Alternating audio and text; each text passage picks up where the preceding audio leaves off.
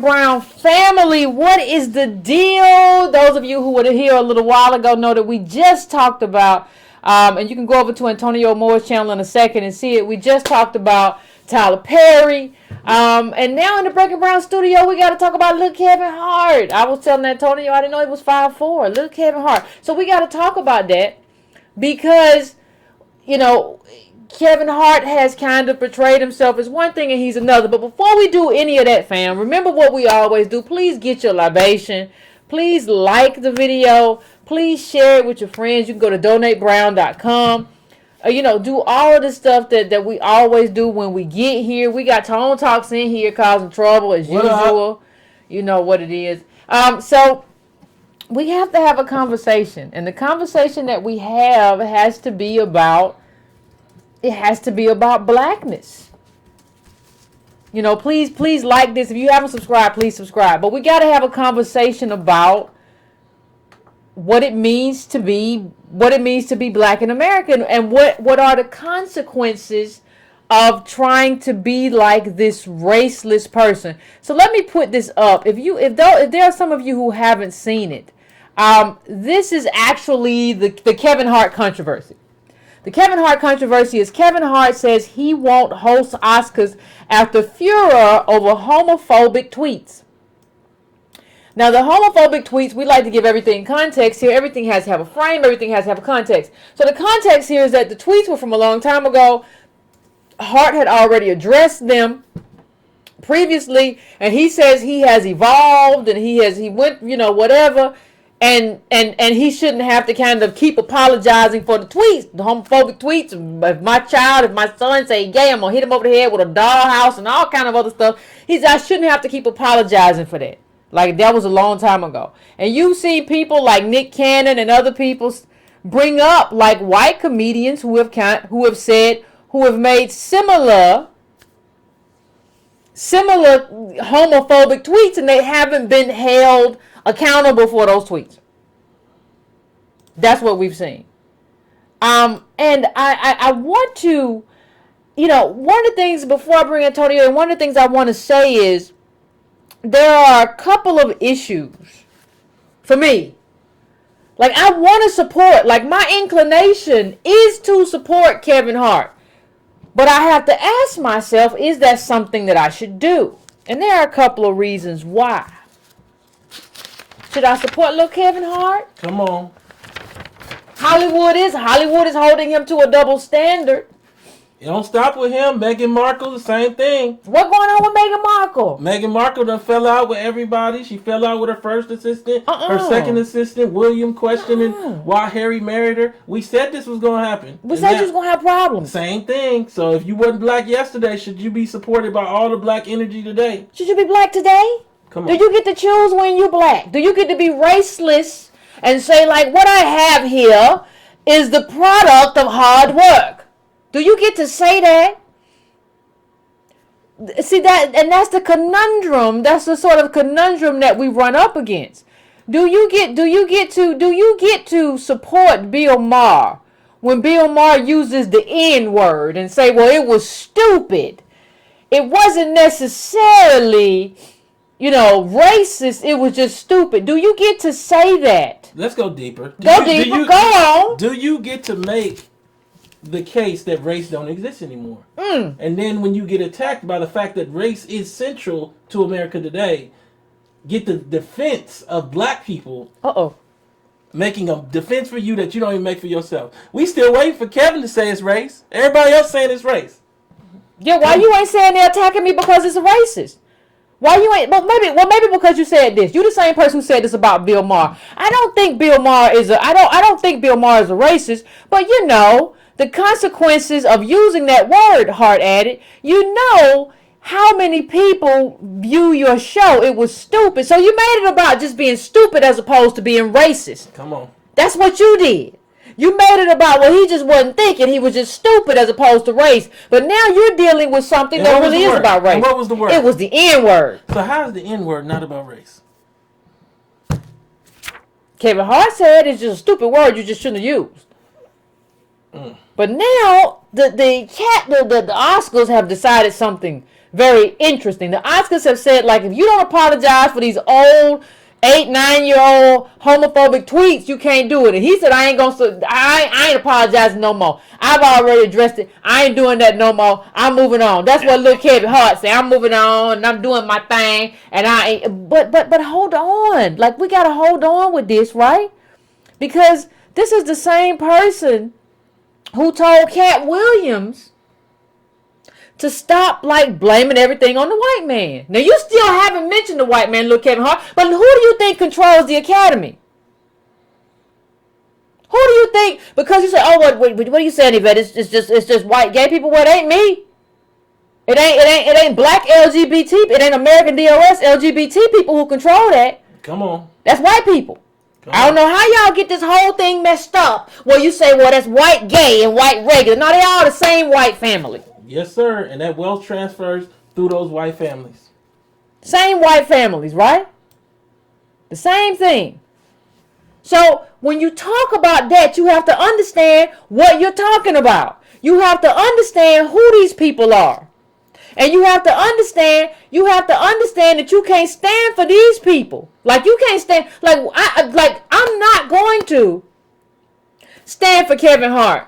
But that's because Kevin Hart ain't stand for me. Kevin Hart said what?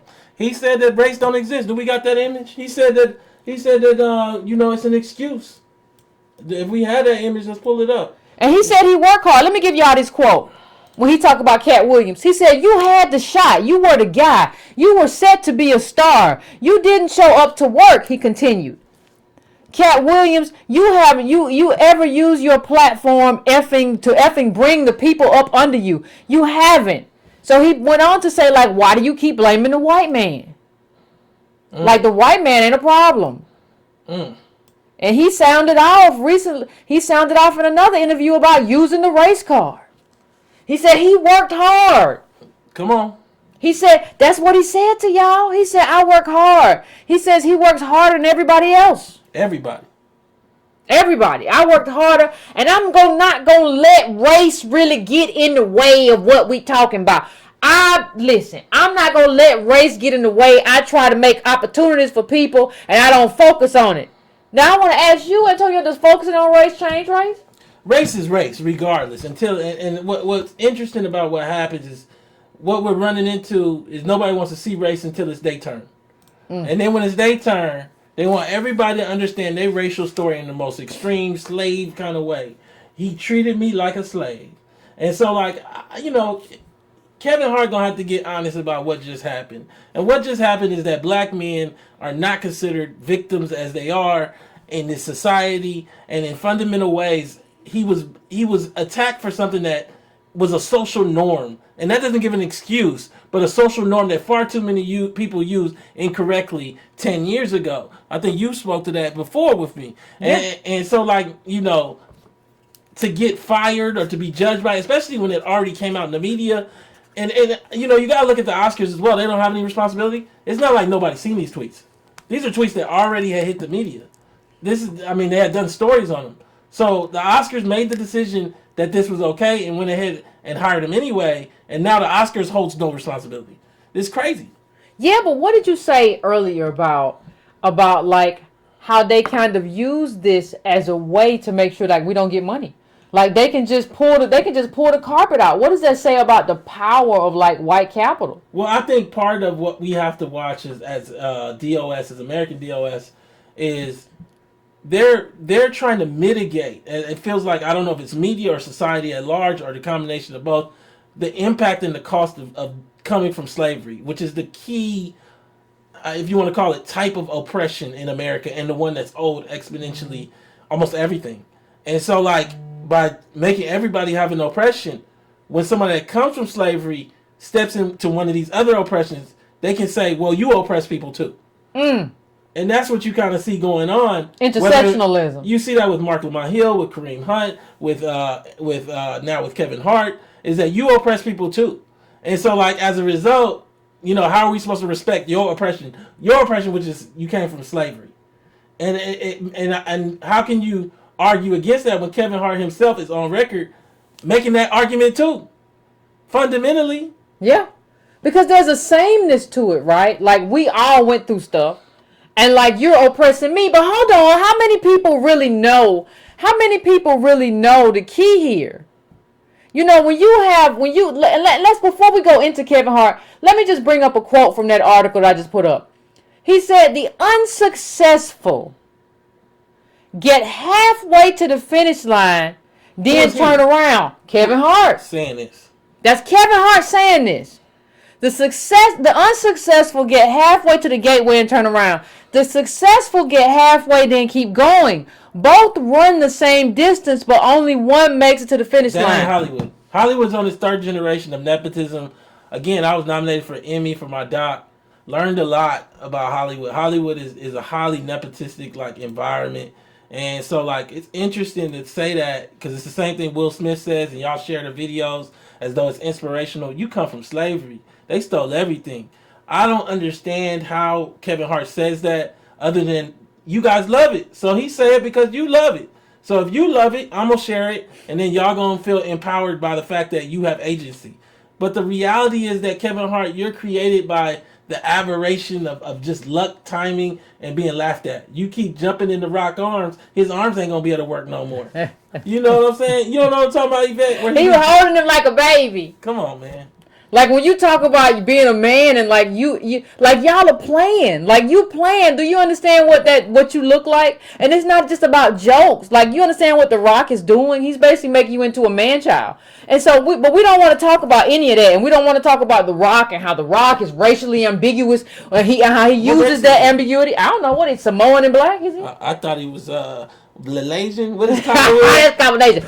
Combination. So then he's Blamoan then. Blamoan, yeah. He looked like a Blamoan thing. Yeah. Well, look like it to me. I don't care. Like he can be mad if he want to be mad with his big self. But here's the kicker.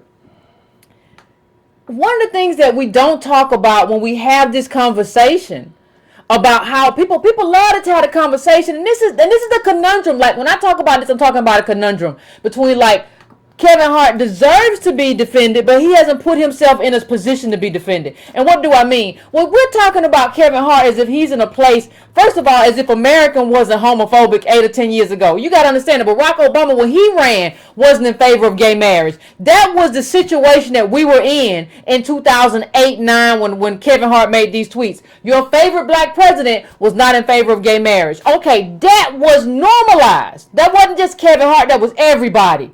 So when you look at it that way, he's in that position. But the second part of it that I think about is, you know, since heterosexuals and homosexuals have been sort of separated, we really don't understand. Like nobody, like over there, like the majority doesn't understand it. Like white people they have black gay pride and white gay pride for a reason. They still racist as white people. Like it's not like that they are gay and so they're in solidarity. Hey, let me ask you a question. Go ask a white gay person if they're in favor of reparations and see what they say. Come on. Then you'll see how conservative that white person is. And they tell you all the time, you know, we're both afflicted people. They don't want to give us anything that we're due. Just go ask them. They liberal on all the stuff and running outside with the rainbow flag tied around their neck. But ask them, like, listen, you say we all in solidarity together. You can tell them, give them Ta-Nehisi Coates, the case for reparations. Say, now, are you in favor of reparations?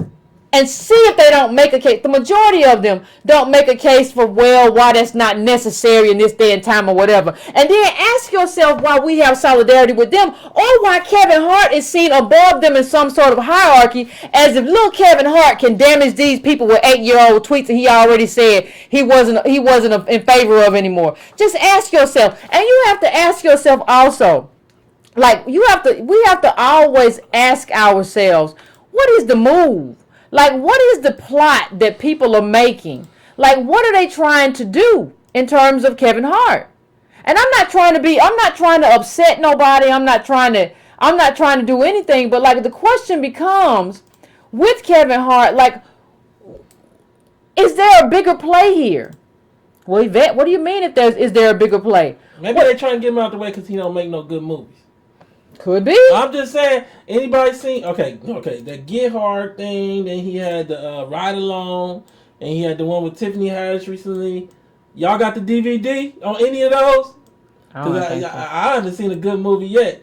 You know, he'd take The Rock for him to get a decent movie. He need The Rock to hold him. Come on. Yeah, but here's the second part of it. Maybe the whole thing is, like, to recreate. Y'all remember that article in The Root? How the biggest problem was black men, and black men were the weakest link, and black men were the white people of whatever. Maybe that's the thing, because that's what you see now in terms of how LGBT are talking about Kevin Hart, as if he's the reason that black trans people are getting murdered. Like, no, they get murdered primarily because you're black, and because ain't nobody gonna look for you because you're a Negro. Like, because we're disposable as American black DOS people. That's why we're getting thrown away. You think Kevin Hart is the reason that a trans person's getting murdered in the woods and thrown off into the garbage can? Do you really think that doesn't have anything to do with race? I have said it time and time again.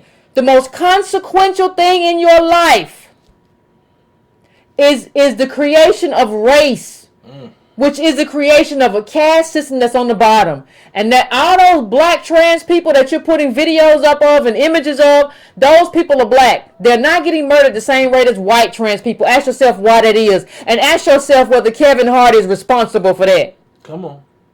You have to understand who you are and what that means, and who is responsible for the creation of the definition of what that means. Some things are definitional. It's just what it is. Come on. That's not Kevin Hart's fault. But see, it's very easy if you like this person who tweeted this. You can tweet me. I don't care. I'm not scared of nobody. I'm not scared of you. But you can tweet. The problem with what you're saying is you're trying to make it seem as if Kevin Hart has some kind of agency. As if Kevin Hart has more agency than the white people who are holding him accountable and trying to make him apologize. But we don't give no agency to Amy Schumer. Pull that Amy Schumer up. Let me pull it up. We don't pull. Amy Schumer did what did she do, Tone Talk? What did she do? Amy Schumer, Nick Cannon puts out the tweets with Schumer and another young lady, I forgot her name, another white comedian, and they use basically homophobic slurs. I don't have none in my Twitter. I don't. I think the ratio of comedians that will have those things from 10 years ago is exponentially higher, white or black. The Oscars knew about it, and it's fundamentally problematic now to judge people by the standard of the moment rather than the standard of that moment. I'm not talking about no insane stuff where they came out with slave chains or they literally picketed against did homophobic picketing. I'm talking about like those like Italy long. I'm talking about the kind of tweets we saw. What Nick Cannon essentially exposed is there's some normalcy that inside of those tweets, Yep, that was because that was that sort of thing of using the F word and calling people, FAGs. That was a normalized thing to do. Now, it certainly wasn't right, but that was normalized. But so the question with the Nick Cannon tweets is, why is Kevin Hart the only one that's being held accountable for it? And this is the cost of blackness. You're going to get held twice as hard. This is the same thing you've been saying, Kevin Hart. Go out and work twice as hard, and you're going to get 3 times as much food. Yeah, he running around now. He think he a man now. I'm not going to do it. I'm not. But how you going to run around now when you never been that man that you say you are? Like, you've never it was like you met at Cat Williams because Cat Williams said it was your time to wear the skirt. It was just your time. It was just your time to wear the dress. It was just your time. I mean, what do you want anybody to do about that? And so you're upset now, but it is what it is. Ain't nothing you can do about it now. Yeah, we got to show them tweets. Yeah, but I thought I had it, but I don't. We gonna pull them up. We gonna pull them up right now. Don't worry. But yeah, I mean, it was. I mean, if people say like, well, Kevin Hart, but Kevin Hart, you don't understand. Like he worked really hard. Like, understand that. Like, what happens is you get picked by white capital. Come on. It's not a matter of like you just work hard. White capital decided that you were gonna be that dude. Like, they have to make a decision. There's no way to do this just based on agency. But we heard what you said to Cat. We heard what you said to Cat Williams. You got him now in your email. You was just on drugs. Ain't that what he said? Ain't that what he said, Antonio? Yeah, I mean, I what we're dealing with is Black celebrity, I think the decadent veil is going to start getting thinner and thinner, and black celebrity will deal with the consequence of some of the messaging they've been using, some of the things they've been saying about agency and personal choice from Will Smith and everyone else. And I just think that it'll be difficult for black celebrity in many ways as they go through this, because they really believe that they had just as much agency as everyone else. They still believe that, I think. And it's not true. They still believe it. It's not true. Yeah, they still believe it. It's 2 images. They still believe it. They still I can't get it to come down for some reason. But yeah, they still believe they have the same level of agency. Well, oh, there you go. They still believe they have the same level of agency. Well, here's my thing though. If you really believe right, that you have the same level of agency, I just need you right now. I don't need you to cry to me. And you haven't really said anything about race. So I don't know if you're going to cry to me. But I don't need you to cry to me. I just need you to be like, it is what it is. Like, I need you to own it. Like, that's just what it is. Yeah. You got to own that now. You said that you hard work and you be out working everybody and you be out here in these streets and all that stuff. Well, now just go be in the streets. You got to be first in the street. Yeah, you got to be out there. You out there, ain't you? That's what he said, right? Yeah. Here go the tweet. Read it out loud. Read both of them, because it's one from Schumer and I think it's somebody else in there too. It says Nick Cannon said, "I'm just saying." And this is the Amy Schumer tweet. Enjoy Skyfall, fags. I'm about to get knee deep in Helen Hunt. What you talking about? Like, that's some homophobic stuff. And then the second one is this one. That's Chelsea Handler. This is Chelsea Handler. And Nick Cannon brought this up. This is what a fag bird looks like when it flexes. What kind of madness is that? Like, I'm going to bring this up just for 1 second so y'all can see it. But, like, that's what she said. And, like, she's not being held accountable for it, right? Like, why isn't she being held accountable for saying that? Why is it just that Kevin Hart's being held accountable? I would love to come to Kevin Hart's defense. But my question is, he's never leveraged or allow us to be in a position to leverage collectivism, because he said everything was okay based on his individualism. So I can't come to your defense right now. There's nothing I can do. Yeah, I agree. Like you said you was out there by yourself and you work hard and you show up and all of that stuff. Well, if you work hard and you show up and you work harder than everybody else and you really don't bring race into it, then I think it's wrong for me to bring race into it. Even though, as far as I'm concerned, I see race all day, every day. I see it in terms of what you're dealing with, but you didn't give me the power to leverage on your behalf because you didn't leverage race on my behalf. So now we also see something else at play. We see the power of white femininity. I make the argument continuously to you guys that we should see things through households rather than individuals, particularly as to whiteness. Here you have white women acting out the power of whiteness in their tweets, but they don't have to be responsible because they're the ultimate victim because they're women. But like black men are judged by the harshest standards, the same standards you judge white men by because they have power, because men have power. So much of this is because we haven't placed race as the most central thing in the American psyche about damage, and this is the consequence of your intersectionalism. This is what will ultimately happen. Is that ultimately we will be left holding the bag. Yeah, we're going to be left holding the bag. Amy Schumer can do it, like Nick Cannon pointed out. Everybody can do it, but not little Kevin Hart. He can't say anything like that. They're going to bring that back up and like, you can't host the Oscars until you apologize again. Even though you said you evolved beyond this and everybody was doing this horrible stuff. This was horrible. But he can't evolve beyond it. And then when he doesn't, when it's brought back up, you have LGBT American DOS people be the main ones talking about, see, that's why y'all is the weakest link. I always knew y'all was the weakest link. That's why you the weakest link. Cis man is the weakest link. You just understand that when you say something like that as an American DOS LGBT person, you are now a tool of white supremacy. Like we have right here in Atlanta, we have gay clubs that decide they didn't want to have hoodies and all kinds of stuff because they didn't want black people coming in.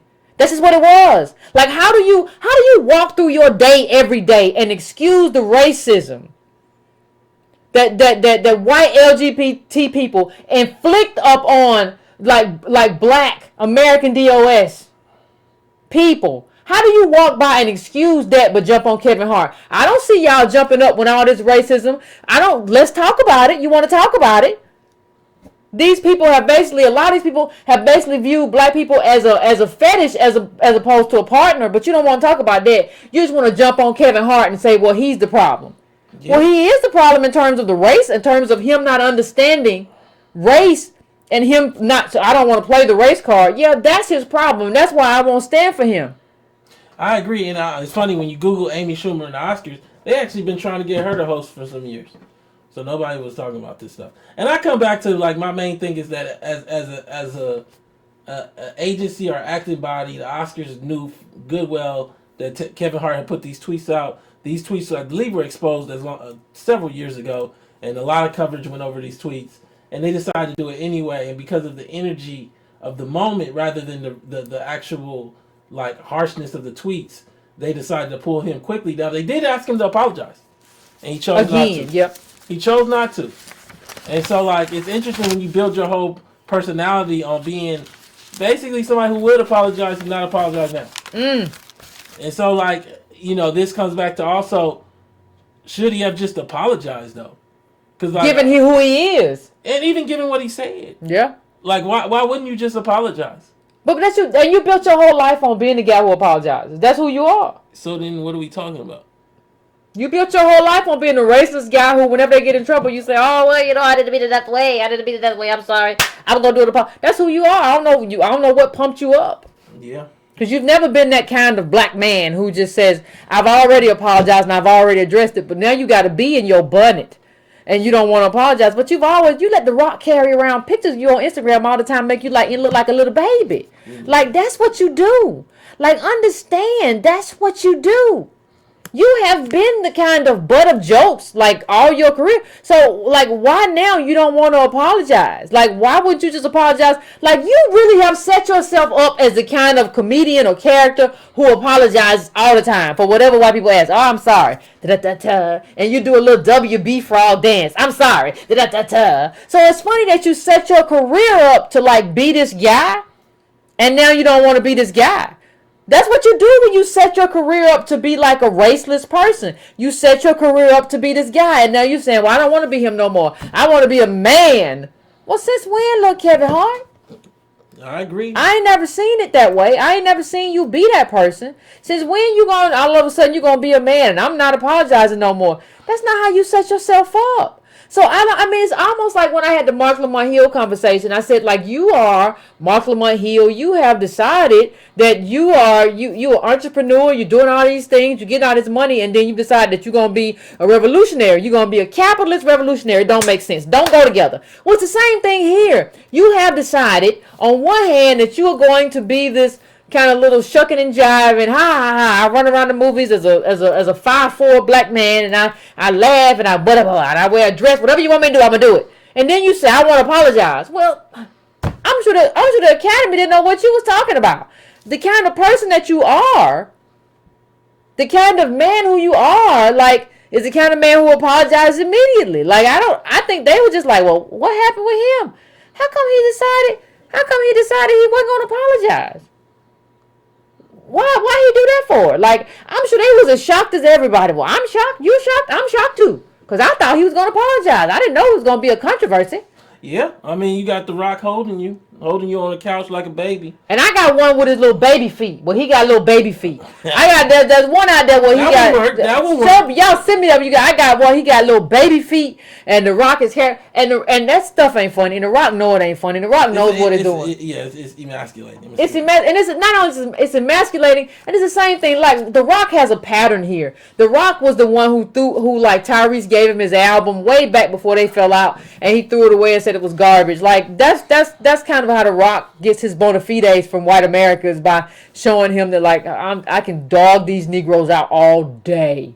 Like, just let me dog them out. Just give me the opportunity. I can do it better than anybody. But let's be clear. Let's be clear. Do we got some pictures of good old Meghan Markle? Let's be clear. I don't know if I got that. Let me pull some up. I don't know if I can pull that one with that. You got to find out with Kevin Hart with his little baby feet out. I don't know. I saw it on Instagram somewhere. I think it was. Hold on. I saw it. I saw it and I said, Lord have mercy.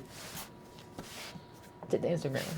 And we don't know what to do. We don't know what to do with these Negroes that we got. We got Negroes, and we don't know whether the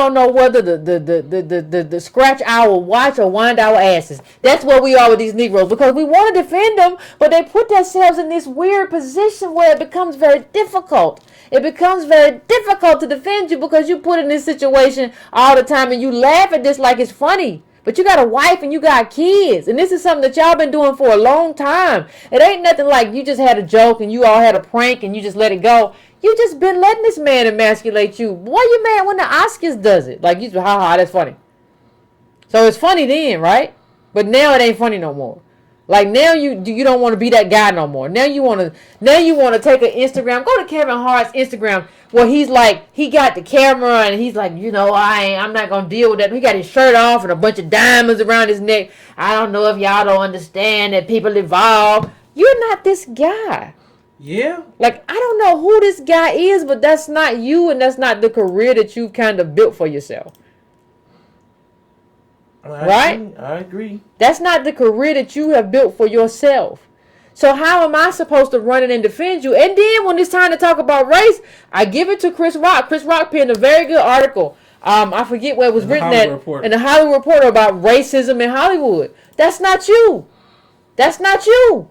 If you had been that guy and put your money on that thing, that would be a different thing. But that's not who you are, and that's not who you were. Right? So how am I supposed to then turn to you and be like, well, I gotta defend little Kevin Hart? For what? Listen, if you telling me that the thing that got you here, if you telling me that the thing that got you here is hard work and it wasn't luck, and you don't talk about race and you work your way through race and you try to pull other people up with race, but it ain't nothing that affects you, well then figure your stuff out without race. Be raceless in terms of how you see solutions. This is bigger than Kevin Hart. Yeah. We look at Meghan Markle. Meghan Markle was announced yesterday or today. She lost the second assistant. It's like you never seen this before. You see this whole thing where everybody fawned over her as being the princess, and she had transcended race. She got her swirl on. And we said what, Yvette? That let her live. Go, sister girl. You got your prince. Me and you. I'm talking about me and you. Me and you. We said let her live in that house. She about to have problems living in that house. And she said. So now we here, and we see with Meghan Markle that we see a whole fallout. We see a fallout between Harry and William over Meghan Markle, and I don't want to hear no black people talking about black girl magic and trying to defend her around race. This is the family that created slavery. Come on. This family that she married into created slavery. And I don't understand how this all worked out where we was okay and we saw this through the lens of an individual white person rather than through institutions and power. But now we here and power is giving her full feed, and we want to deal with it through race again. You know what I'm saying? I know she can't come home. Come on.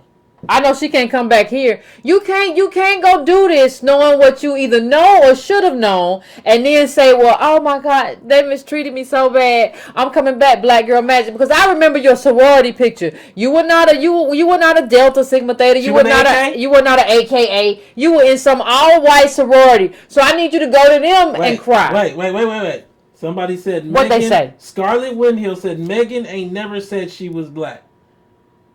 This is just the issue. I mean, I don't know what's wrong with our ability to digest race, but her entire image. They made the wedding have Africans running around singing gospel music. This is all about trying to racialize the crown. Oprah there, Serena there. And you gonna say that? What? And she didn't say, no, I don't want any of those Negroes. This is my wedding. I don't want that. I was raised as a white woman. I want to have a regular wedding like the other woman who was married to what's his name. She didn't say, I want her wedding. I don't want this Negro stuff, y'all. I want her wedding. No, you knew what they were doing in terms of bringing you in as a Negro in the family. What you mean you ain't black? Yeah, I mean, and I think when I look at this in context of Kevin Hart, in context of everything else, we see a whole thing of trying to create a narrative around America that never happened, that your family has to eat full on. Your family has to deal with the consequence of of your job. You got to deal with race being over because we had Obama. Because Kevin Hart said race is over. It's a card. I don't know nothing about a card. I know about a family, and I know about a lineage, and I know about an LCSC and an American DOS. Now, I don't know about Kevin Hart and what he's talking about, but I don't think he know about no card either because they pulled his card. And they pulled his card, and we don't know. And see, the thing is, we don't even know how that's going to impact little Kevin Hart. We don't even know what's going to happen to him. Like, he just tried to move past it. I'm on tour. I'm in Melbourne. I'm in Australia. I'm selling out. You don't know how much of that, him being able to sell out, was hinged on white capital and what they had kind of bestowed on him. We don't know what's going to happen when he gets back in this mix. When he gets back and tries to get other opportunities. Because the one thing I will say, listen, and I've said this, but the people who control Hollywood, like, people like to see this solidarity, right? Black American Black DOS LGBT people like to see solidarity. Well, that was wrong. I agree. But, like, you don't have any solidarity with the people who are putting their foot on Kevin Hart's neck right now. Because they're not giving you no opportunities either. And they're not your people. You're not in that room. You're not making multi-million-dollar movies. You're not doing none of that. You're on the bottom too. Let me see your check account if you say you ain't. You're not in that space. So I don't even understand why you're in solidarity with these people who are not in solidarity with you. Now, if you could show me these people put money in a reparations account or putting out front saying we're going to go into the Capitol Hill saying we're in favor of reparations. We're doing this to stop mass incarceration. We're doing this. We see a lot of black women getting evicted because of poverty. We're doing this. Them people ain't doing nothing for us. And y'all saying that Kevin Hart, like, he shows that heterosexual black men are the weakest link. No, you're the weakest link. You can't think yourself outside of a paper sack. That's a problem. I'm with Miss Callie. Miss Callie just said, I'll protect Kevin as much as he protects me. Actually, I'm going to go a step further. I ain't protecting Kevin. Miss Callie, I'm with you, though.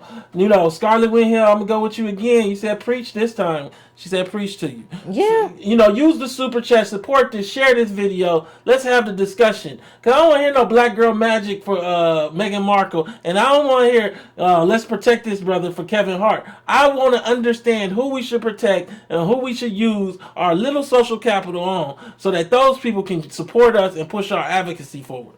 And I'm gonna tell you something else I don't want to see. I'm tired of seeing people. I'm really tired of seeing people who are LGBT online. See, yeah, that's the problem. The whole problem is people like Kevin Hart. You mean the whole problem with your life is people like Kevin Hart? You mean the reason you in poverty and you don't want to tell nobody, and that's fine. We can all play games like we don't understand and we don't know. But you want to tell me that the reason you go through what you go through is because of little Kevin Hart. You want to tell me that some tweets. Now, if Kevin Hart had said this last year, if he had said this last week, last month, 4 months ago, 6 months ago, I'd be like, what's wrong with this Negro?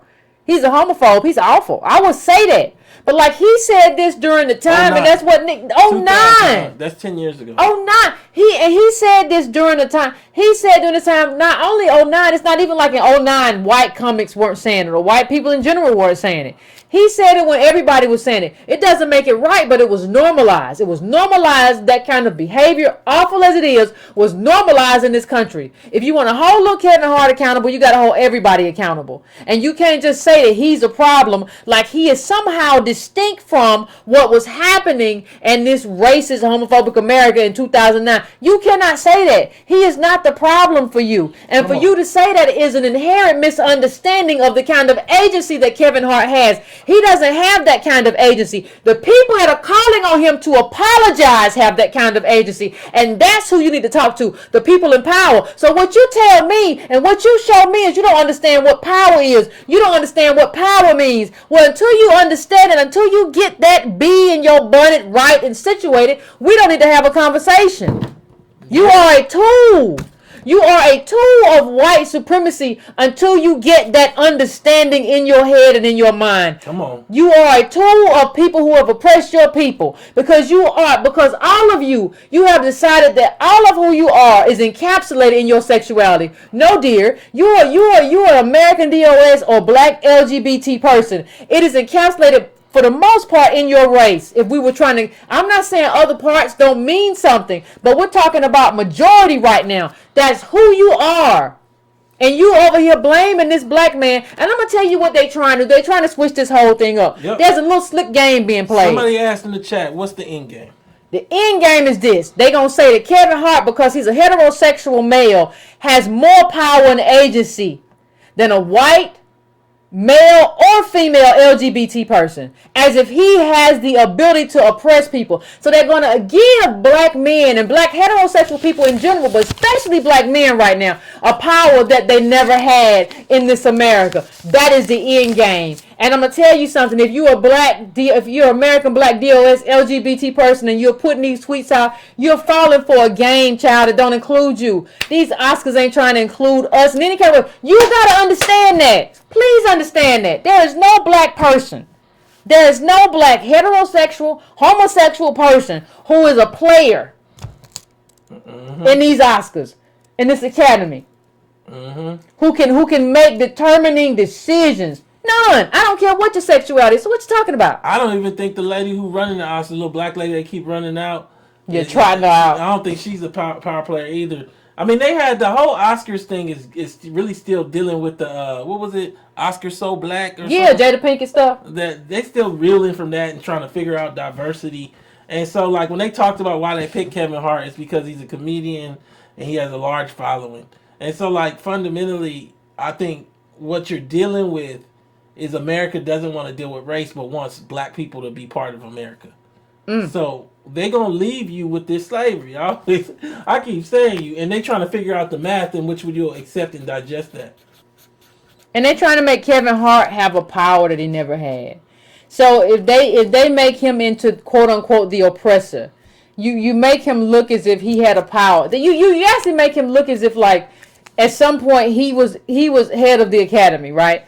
And like he fired a bunch of LGBT people. He fired some gay men, some lesbians, some trans people. He fired a bunch of people, and you make it look like, oh my God, like you used your power wrong. And we don't really understand that Kevin Hart ain't never really had no power. Like even the movies he made, what was that? Ride Along, and then what was the one with Tiffany Haddish, the student substitute teacher? I think all them was one movie. They shot them all at the same time. No, they had, let's be real, they had about $7 million. Let's shoot 17 movies. Right now. Right now. You gonna have to stay up, little man. You ain't got a lot of metabolism. Stay up. We're gonna shoot them all. We're gonna put them out at different times, and you ain't gonna tell nobody. You just gonna be okay with it because they all real cheap to make. Real BS scripts where people laugh loud and make funny faces. Come on, let's look do it. in the chat. How many of y'all watched the Kevin Hart movie twice? I ain't never watched the Kevin Hart movie all the way through. Other than Jumanji. Jumanji was good, but that wasn't his movie. But anybody ever watched the Kevin Hart movie all like twice? Like you seen the first time? Let me rewatch that one. All right, I don't see nobody. No, I don't know if I ever watched the Kevin Hart. I watched Kevin Hart stand up. Never watched one. Everybody say the same thing. They just not good. He just be running around. And he buck his eyes real hard. I've watched the Kevin Hart stand up. I've never watched the Kevin Hart movie. Jumanji was good.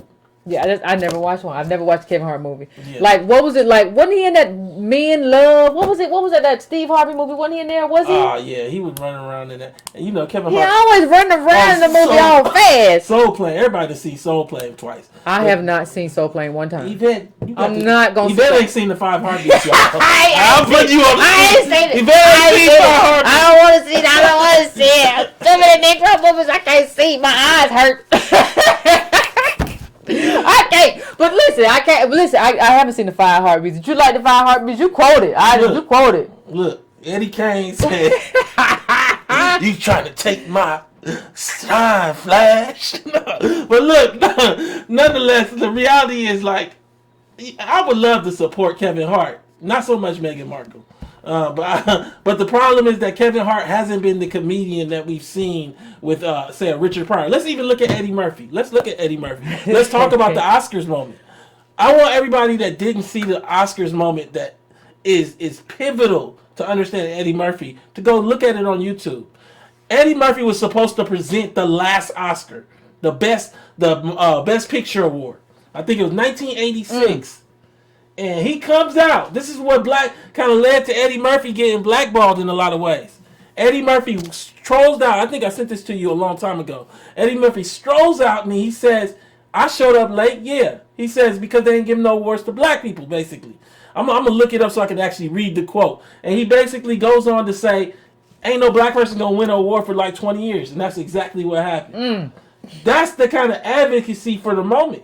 And that's the kind of advocacy, and I'm not advocating that Eddie Murphy is some Richard Pryor type of civil rights activist, but it's a far cry from what Kevin Hart said. And that's where our black celebrity is at right now. They're in a raceless pace. I'm going to look that Eddie Murphy quote up so I can actually read it. I mean, listen, y'all leave me alone about this 5 heartbeats thing. Listen, I watched Kevin Hart stand up. I think he makes very funny faces, and I think some of his stand up is very good. Like, I'm not saying that his stand up, I just don't like to watch the movies. I ain't watching no Soul Plane. I will never, like, when I saw it come out, people were like, I saw it. I knew it wasn't nothing when I saw it. I will watch at least 20 minutes of the 5 heartbeats. Is it good?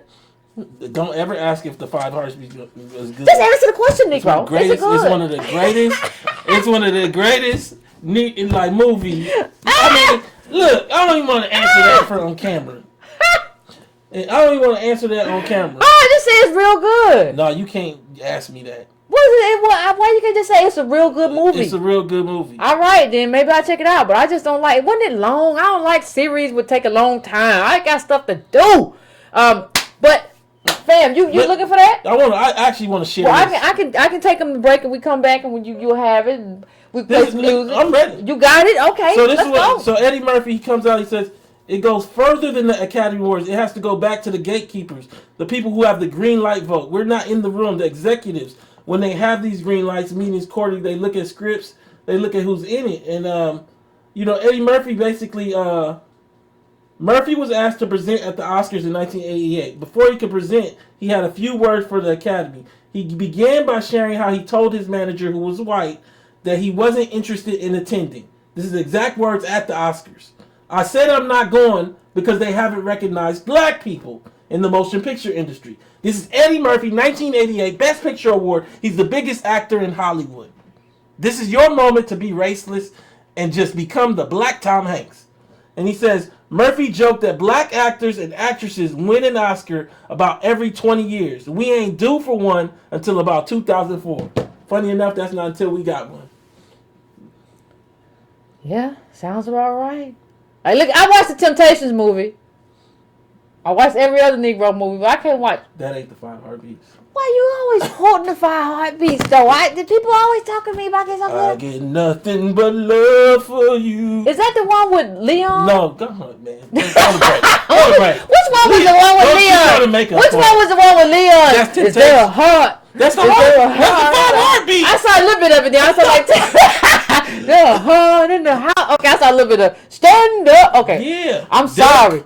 Yeah, I'm sorry. He was high. He was high as a kite. See, I don't like that kind of stuff. But anyway, I'm getting ready to go to break. And then we'll take some phone calls, fam. We'll be back. We'll do the thing. Yvette, it's this Breaking Brown and Tone Talk. So let's set the phones up.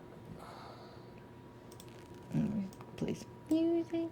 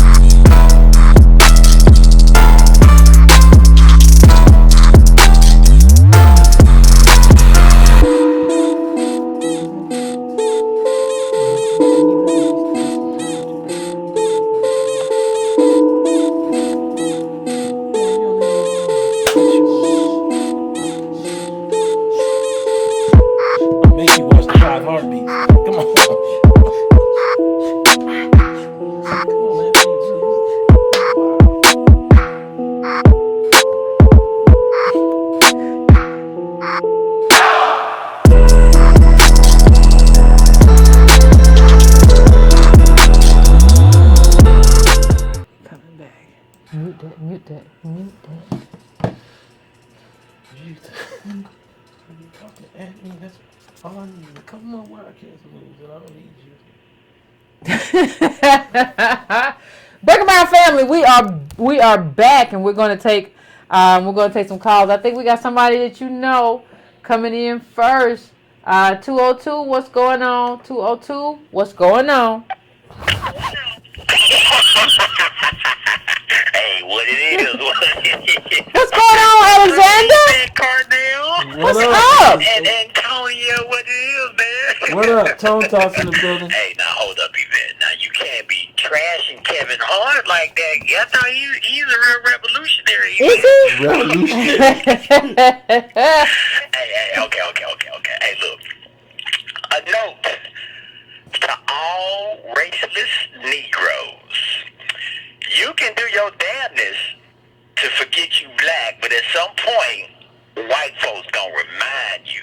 They gonna remind you. And I just want to say from the outset, Yvette, Jimmy Kimmel, who hosted the Oscar for the last 2 years, used to be one of the co-hosts of the most sexist show ever on TV, The Man Show.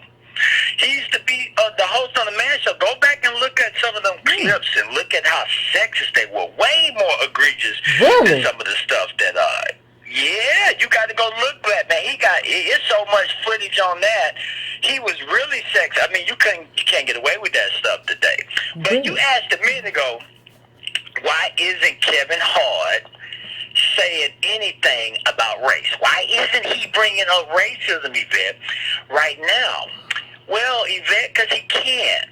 Because for him to bring it up would require for him to admit that he was wrong and Cat Williams was right. So now, think about Tamron Hall, Yvette. Think about Tamron Hall. Remember a few years ago, she said they were interviewing her. She said, whenever a black person, a black woman comes up to me and asks, how do a woman of color like you, how do I get ahead? She says she sends them away because racism is not a big issue in this industry.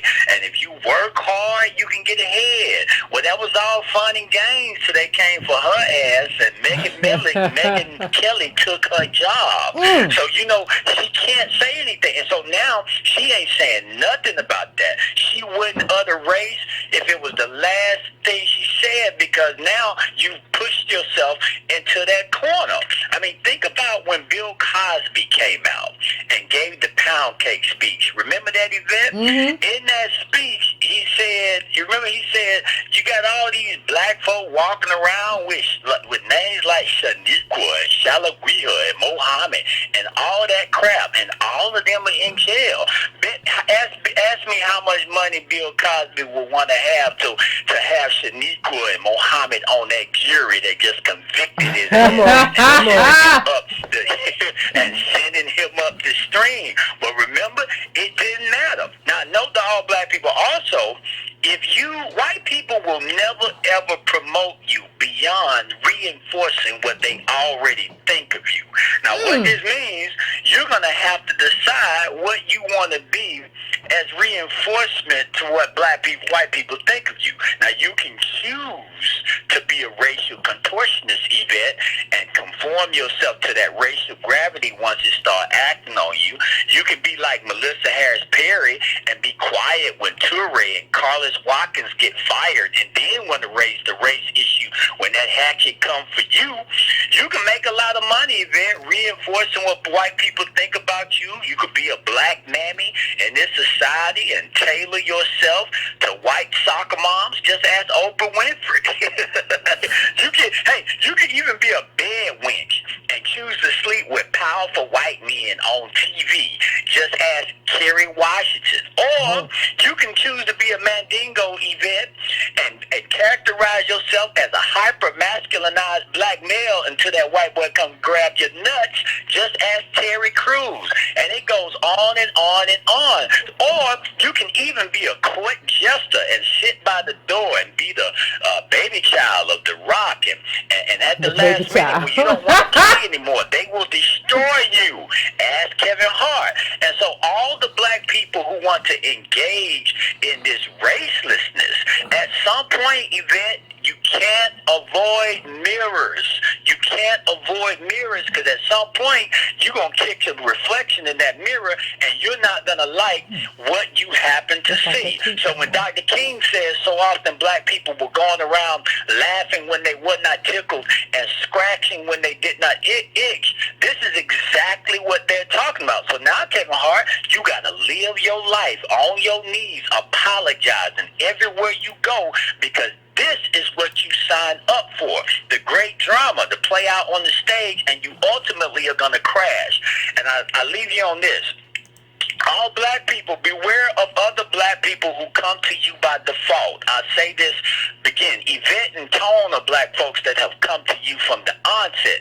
Beware of black people who come to you after they have crashed and burned, for they are like Motel 6 Negroes. As I told you before, Yvette, we'll leave the light on for you. Yvette, and remember Viola Davis' character in this movie Widows, when she went through all of that, you know, with the selling out to her community, and the black man said, welcome back. Well, somewhere right now, Cat Williams is saying, welcome back. Can they come back? Yeah, Yvette, they can come back, but they got to pay.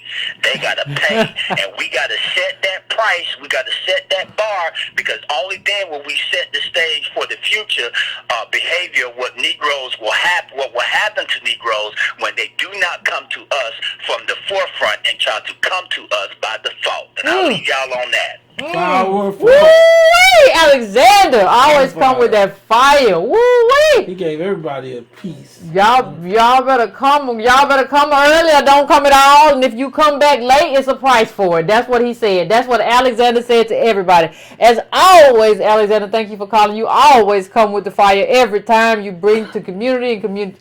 Bring work and all of that stuff. And speaking of that, remember everybody, last Thursday of this month, I think it's 27th, we're having a book club meeting. We're going to do Denmark Vesey, the Denmark Vesey book. I think it's by David Robinson. I meant to bring the book in here with me.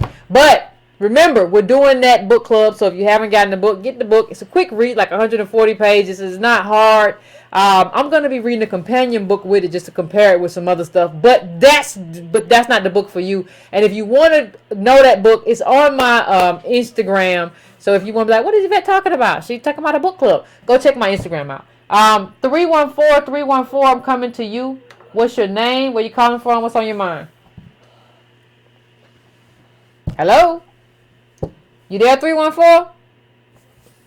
314 done went to sleep or something. I don't know.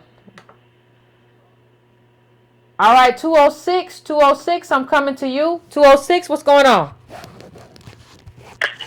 Hello. Hey, what's going on? Hi, Miss Yvette Carnell and Mr. Antonio Moore. I'm just going to put it out there. I'm calling from Florida. I am a Nigerian immigrant, so I'm one of the enemy, I guess. You're not an enemy. No, who you are depends on whether or not you're an ally. Who you are and what you believe and how you move, that depends on whether you're an enemy or an ally. That's what determines that. I definitely am not an enemy. I've been fighting with all the people that I know who are Nigerian, even some DOS folks who didn't know some things, especially after watching your movie, Mr. Antonio Moore, Freeway Cracking the System. I was tearing up. I was so angry. I did not know anything. They didn't teach us this in school here in the United States. They didn't teach us this in school in Nigeria. Matter of fact, Nigeria does not even acknowledge there was slavery that happened. No one acknowledges that their ancestors participated in slave trade or any form of that, or anything like that. So I just wanted to call in and say thank you. I'm so excited to see you both. Someday, if I ever see you, I'm going to ask for an autograph and maybe hug you, and hopefully you won't expect me to treat you like a white lady in a mink coat with a cat.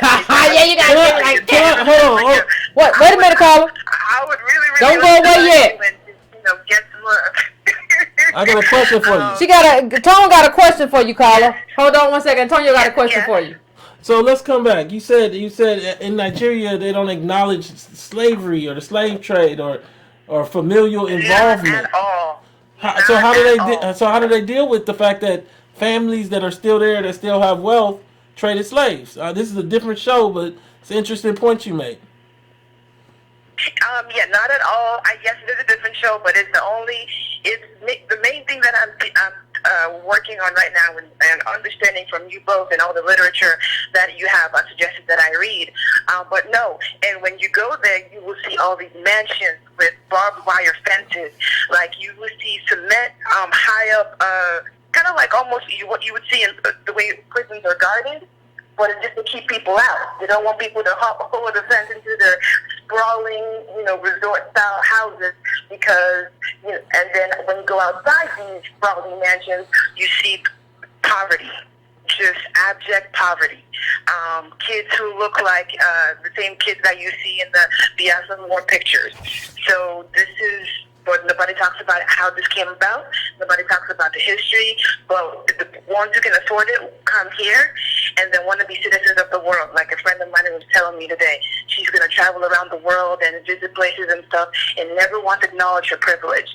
And the fact that because she has an American citizenship and a passport that somebody else fought for, that she called victims and lazy, she's able to travel the world and show her face as a physician. So, anyway, thank you for giving me this time. I am so pleased to be able to talk to you guys. Y'all have a great night. You And too. Thank you. You too. You have a great night too. Thank you.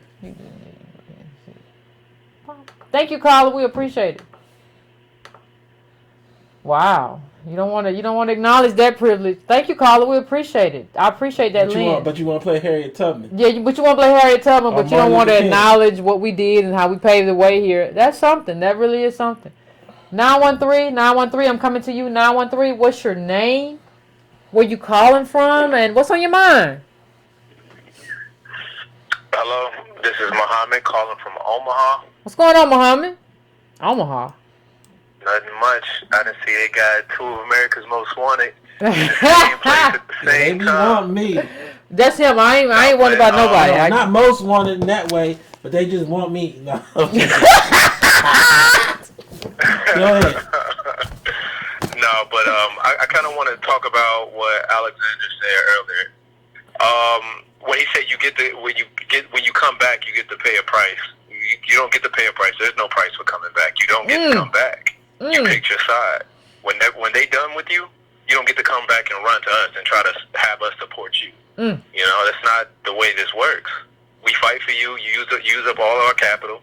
You use up all of our imagery. Use up all of our culture, and you run off with it. You try to translate what we have going on and make it palatable for their side, for your own good, and you don't get to come back and be on our side after that. So you saying ain't no coming back? You saying you disagree with Alexander? Ain't no coming back? Ain't no like it's a high cost? You said ain't no coming back at all? I must have misheard him, but yeah. Oh. Yeah, no, there's no coming back. You can't come back. Why would we allow him to come back? Yeah, for what? You don't think he learned nothing or nothing? He can be. We don't want to take nobody that's been battered and beaten. Once you go, you made your choice. You don't get to come back. That's it. All right, we don't need you taking up all the space, all the opportunity for somebody else who was willing to make a sacrifice. You don't get to be in the room and don't speak on our behalf. So what happened to Meghan Markle? That's the way it works. Meghan Markle got to stay in the castle. She got to get stuck in the castle. Nah. Meghan Markle got to be in the basement like Princess Peach on Super Mario. You got to be down there with Bowser. Ain't nobody coming. Ain't nobody coming to rescue you. Her decision too. Yeah. Nah, none of that. You don't get to come back over to. I was gonna say Wakanda, but they ain't even real, so I ain't even gonna. Yeah, don't do that. Well, don't do that. This ain't Wakanda. That's all I gotta say. Take that to.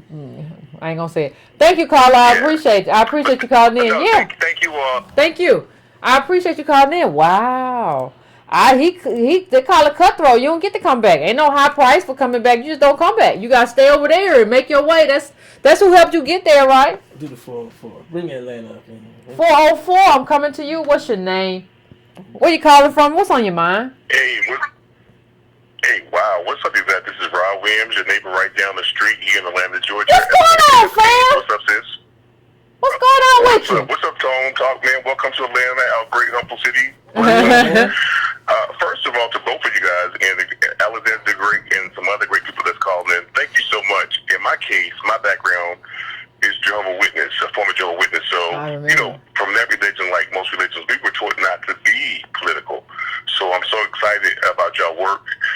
Me and my best friend, he's up in D.C., Sherman. Shout out to him. He listens faithfully as well. And we have that same background. So it's just so powerful. And we're open, you guys. So thank God for the youth giving me a political education. You got me voting and just got me on fire. Like you wouldn't believe.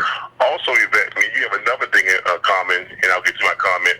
I'm former Internal Revenue Service. I'm from me too. District, Manhattan District. And I came out of that crazy over there in Dorville, that crazy office over there in Shamley. So we might have worked at the same spot. Probably did, child. That thing was awful. That thing, I ain't gonna even talk about that, but that was some awful stuff. We gotta exchange war stories, child. But yeah. And I did see you in person a couple years ago when Dr. Boyce had at the Shrine of the Black Madonna. I saw you there. Didn't I see? I didn't see you. I haven't seen you since then. No, I only saw you that one time. Well, I saw somebody else. I saw somebody else right around here, but I thought it was you. But okay, okay. But go on, Carl. I'm sorry. No, I hit you up on Facebook and I said I'm having a party for house music because I'm trying to find a spot that the Descendants of Slaves, the Breaking family can meet at. You know, at least twice a month. Okay. Well, I missed it. I missed the invite. I get so many messages. I missed the invite. I apologize, fam. I missed the invite. But okay, go ahead. I'm sorry. Oh, no problem. I know you're busy, but my point is a couple points I want to bring out. First of all, about Kevin Hart, like Alexander the Great said, that Cat Williams brought out. That was a powerful point that Cat Williams brought out about how Hollywood picks like the unattractive males. That was powerful, and not only him being racist, but did people remember a couple weeks ago Barbara Lee when they didn't give her that slot? She didn't bring up race. She said he discriminated against her because she was a woman and some other foolishness, but she refused to bring up the race issue. They picked Nancy Pelosi, but they didn't pick you, Barbara Lee, but you wouldn't bring up the issue of race. I thought that was very interesting. Now, because of the show, it's so many points I want to bring out, and thank you guys for. I travel a lot around the world, and I'm retired from Internal Revenue Service, and have my own tax situation going on. But when I'm going to New York City, going to Miami, I'm seeing the immigrants got all the jobs at the airports, hotels, and when I see Black Americans, especially in Harlem, you can almost see like 400 years of slavery on their face. They don't have no jobs. I saw that from New York City to Miami, and like the other caller said a couple weeks ago, Thanksgiving I was over in Los Angeles, and I was over in Hawaii, but I was in Los Angeles first, and just seeing that we're just not there. This is both like you guys without Maxine Waters district, and Black people just don't have any jobs and they're destitute. And when I was in Los Angeles, I was on Century Boulevard. I thought about you, Tony, as a matter of fact. You guys have impacted my life majorly. Now, I just want to bring out one last point and let you go. When I was in Hawaii, I was with two of my older friends. They were boomers.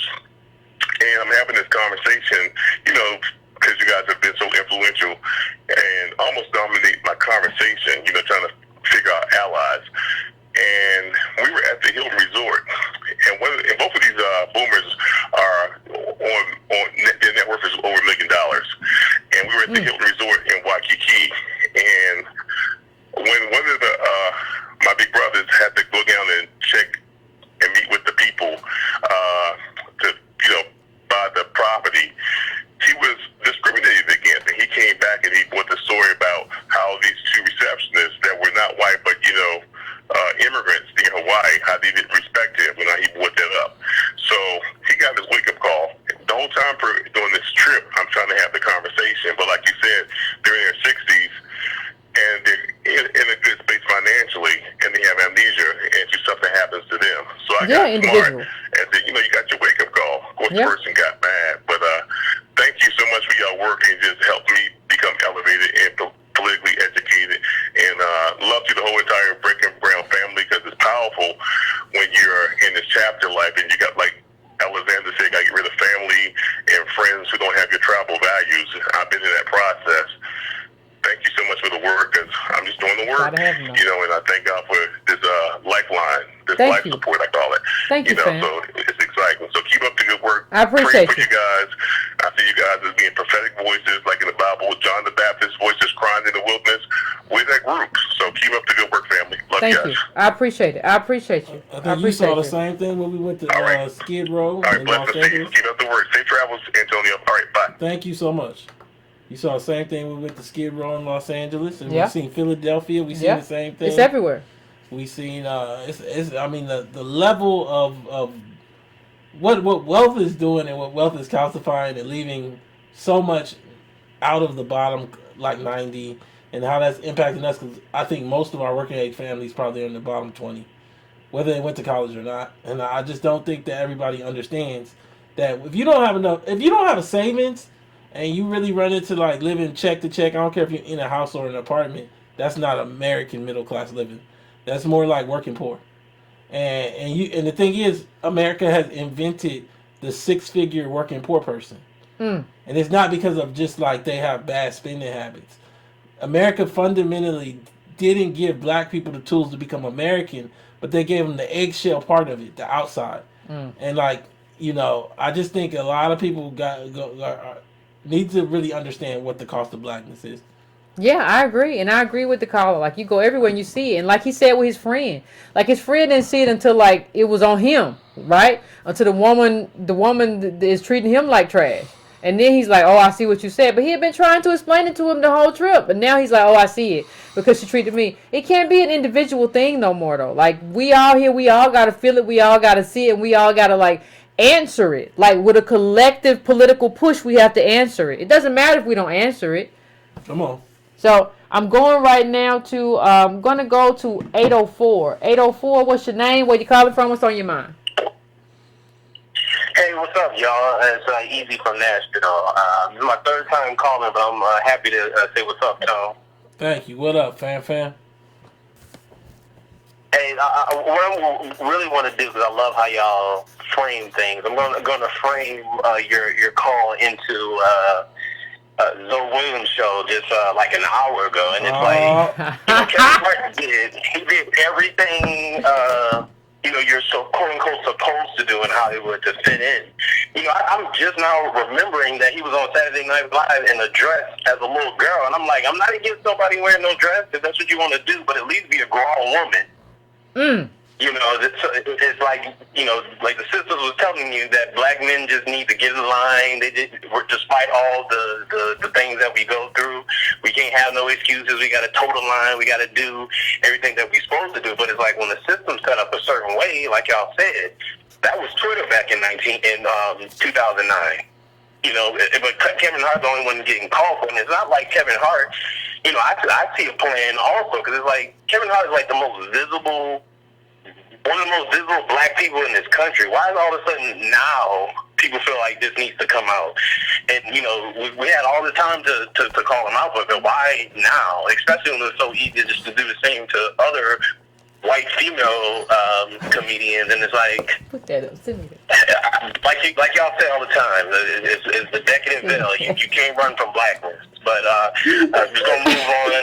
Again, what's up, Tom? What's up, Yvette? No, Thank you. Yeah, Thank you, fam. You made Antonio find a picture of Kevin Hart in that little dress. That's so awful. Yeah. That's some awful. He's got a little blonde wig. What is that? Oh. But I want to thank you, Carl. You're right. Like he said, he's a little girl. Good God Almighty, I can't even deal with that. I can't deal. Well, I don't want to see that no more. Thank you, Carl. I appreciate you, Carl. Man, before you go to the next one. I'm not gonna go. I'm gonna put it up. I'm gonna put it up. Jesus, I gotta see that grown man. Like, did he have a lollipop? Pull up. I sent you 2 images. His tweet about it. He said Kevin Hart said. Let me share the tweet that he said about the black image. chocolate. I'm gonna wait till Yvette pull it up and I'm gonna share. I'm gonna try. I'm so sad. No, don't be sad. Pull the tweet up. Pull the image up in the tweet. Hold on. I got it. And then there's another one up above that. Yeah. Ooh, is there a heart in the... Wait, get it. Wait, Okay. what? Hold on. Go on, go on. The tweet, he said, I wore a dress on Saturday Night Live because I thought it was funny. I made that decision.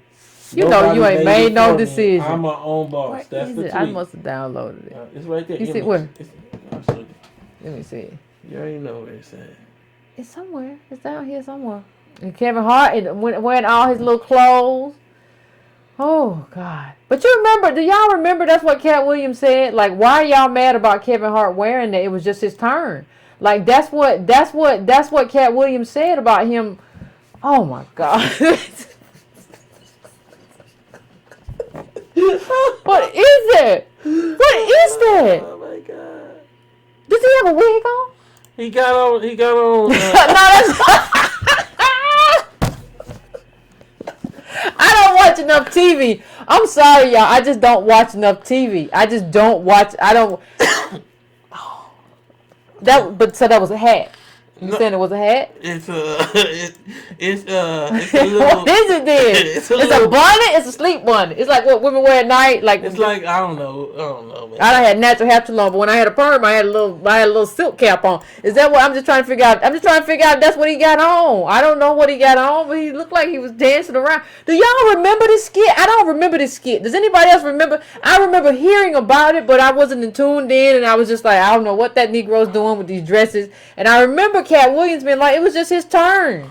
What did Cat Williams mean by that?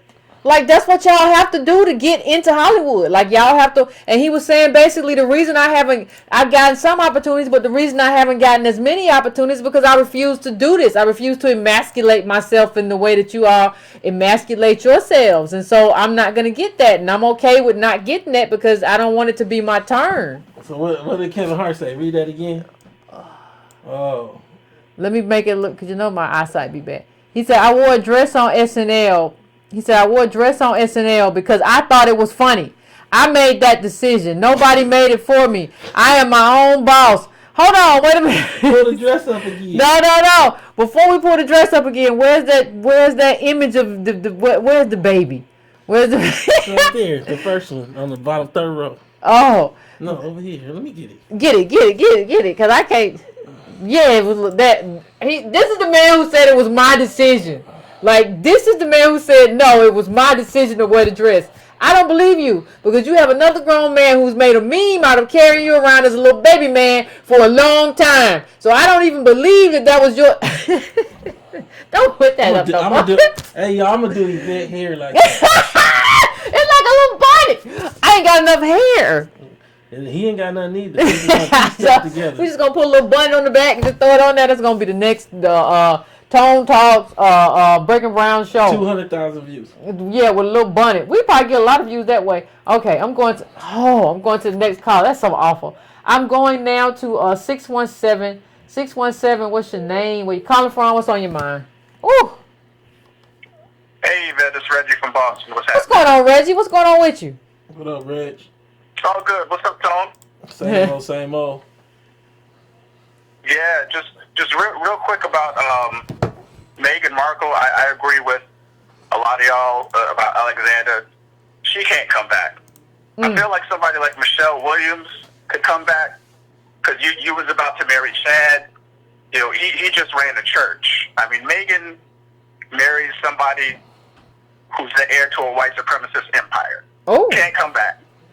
You know, Kevin Hart, maybe after a very long time, paying a huge price, you start acting right, maybe come back.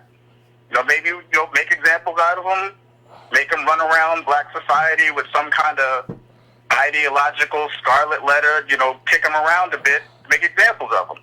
But somebody like Jason Riley, you and your white wife try to shut down black studies at universities, can't come back. Serena, you marry the owner of Reddit, online safe space for white terrorism, can't come back. So you got qualifications. That's my opinion on that. He got criteria. As far as Kevin Hart, I feel like we shouldn't defend him, but what I'm noticing, what I think we should watch for and kind of call out, y'all kind of alluded to it, is how they're using him as a proxy to paint black people, specifically black men, as socially regressive. It's just a lot of projection going on. Because like y'all said, not defending them, but the whole nation was normalized. Like, America is sexist. America is racist. America is homophobic. Well, why is it that you want to paint black males to hold not just the economic failure? I got to hold all the moral failure too. I got to be the face of all things sexist, all things homophobic, all things aggressive. I got to hold all that. Yeah. Yeah, you the garbage compactor. That's what you do. Hey, you know what else you got to hold, Reg? You got to hold Donald Trump's hand at George Bush's funeral. Yeah. It's like, why I gotta hold all that? Especially, when you look at our voting behaviors, attitudinal studies. Yeah. Black males are the most progressive in the country, so it doesn't even make sense for me to hold the failure. When you look at the history of the guy Robert Purvis standing next to the room with Frederick Douglass during the debates on suffrage, who pretty much made the argument that if the black woman can't vote next to me, I don't want the vote. You don't talk to me about progressives. So it doesn't make sense. You got people like George Johnson just trying to project that and want me to hold all the failure. And I have a question for Mr. Johnson. Are heterosexual black males the reason that you did not get your check from Ebony? From Ebony Magazine. For 4 years, you chasing them. Black woman's the editor. You're bought by a white corporation, but black men are the weakest link? How, George? All right, check 44 writers owed less than $80,000. You break that down, that's less than $2,000 a person. So if y'all are that pressed over $2,000, you've got much bigger problems than a few knuckleheads on Twitter with no power. Y'all better focus on the system. Stop talking to me. Focus on the system. Hey, Ray. Black males, we are your best friend ideologically. Y'all leave me alone. Y'all go get this white supremacy. That's all I got to say. No, hold on, Reg. Hold on, Reg. Hold on 1 second. What's up? You know I got to ask you. What you think about Kevin Hart's tweets? And Amy Schumer and Chelsea Handler. What you think about that? The fact that they had, gay tweets back in 2009 as well. I mean, well, when it comes to white women, America gets blind. White womanhood, that's supposed to be the all things good, all things pure. So, of course, they're blind. I mean, and again, whiteness is where all of that moral corruption stems from. These are heteronormative, cisgendered white female, the second richest demographic on the planet. Don't talk to me. Talk to them. Thank you, Reg. As always, I always appreciate you calling in. As always, you always drop the knowledge too. I appreciate it. I'm gonna try to get to a couple more callers in here. So let me go to 910. 910. What's your name? Where you calling from? What's on your mind? Hi, this is the Southern Belle. I'm calling. I just want to make a brief comment. I just want to encourage the American DOS family to release the one-drop rule. There have been a lot of comments about Meghan Markle. She is biracial. Folks like her were legislated into the black race just to prevent them from inheriting their white father's resources. It is long overdue that, we let the one-drop rule go. In terms of her lineage and ethnicity, she is USCOS. But in terms of her race, she is not. I don't even understand why her name keeps coming up in this discussion. It's a moot point. I don't think at post-Duchess Meghan self-identifying as biracial that any biracial people at this point should be racially identifying as black. It works against dark skin, brown skin, tinky haired blacks. And I just want to underscore that point. That's my comment. That's why I'm calling in. You all have a good night. Hey, no. You dropped quite a bit of comment on the stage. I just want to give you my assessment, and I'll let Yvette speak as a lighter skinned woman. I don't think it's about skin color in America. We didn't have necessarily a cast of lighter skinned people like, say, in Haiti that were given privilege. I think that it goes to lineage, and this is my issue, kind of what you said. I don't think there's a race called biracial. There's only black and white. Now, what I do agree with you is this: we have something new that came about, and this is my own theory. Welcome to challenge it. Where instead of the one drop rule, we have the one parent that could cleanse you out of blackness rule. Oh. So what happens is, Tracy Silverstein example. You have Meghan Markle. If you have a white parent, you can benefit from white privilege just like a white person through that white parent. Obama's another example, inheriting $500,000 through his mother's line in liquid cash, something maybe 1,000 black people will do in this country.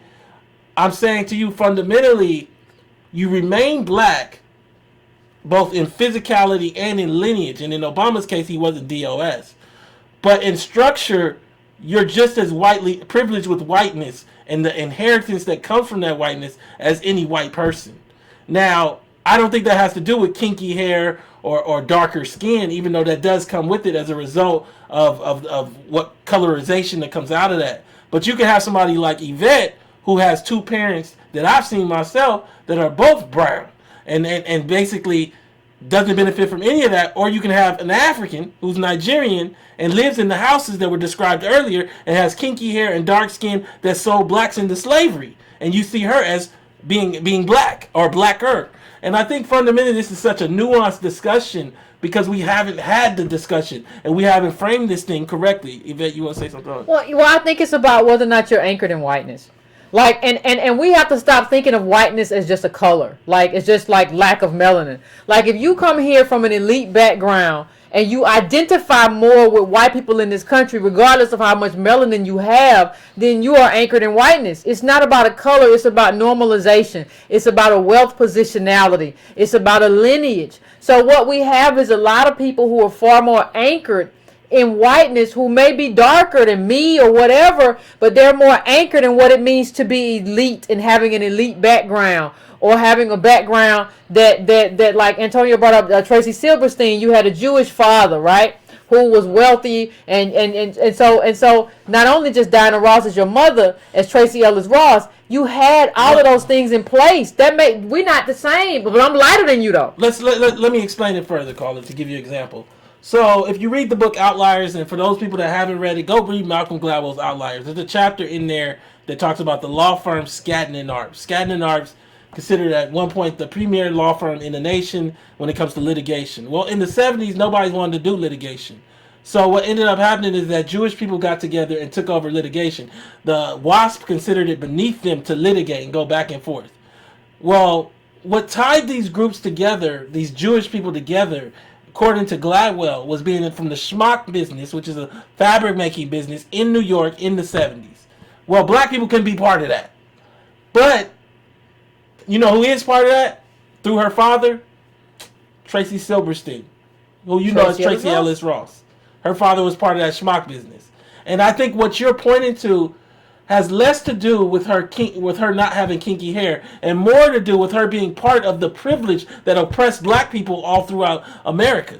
And I do agree with you. I just think that when you look at it, I think that we can't recreate the narrative and create a third group called biracial.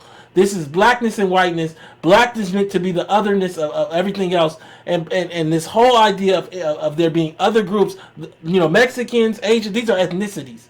Race is a two-part construct, and we are the other and they are the normal, and we have to define and redefine this thing where we're not abnormal.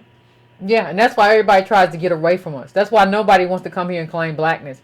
Everybody uses us as like a stepping stone or a floor mat, as an entryway into whiteness. And that's why that happens, because they just want to be white. They don't want to be something other. They don't want to be brown. They just want to be white, because white means being normal. It doesn't mean a lack of melanin. We see that all the time with Indians who work at Microsoft and as engineers and all that stuff. They're not seen as black. They've already made themselves white, and they have more melanin than me and a lot of other black people. So you have to understand this is not about melanin. It's not about kinky hair. Indians have straight hair. It's not about that. It's about whether or not you can access whiteness or not.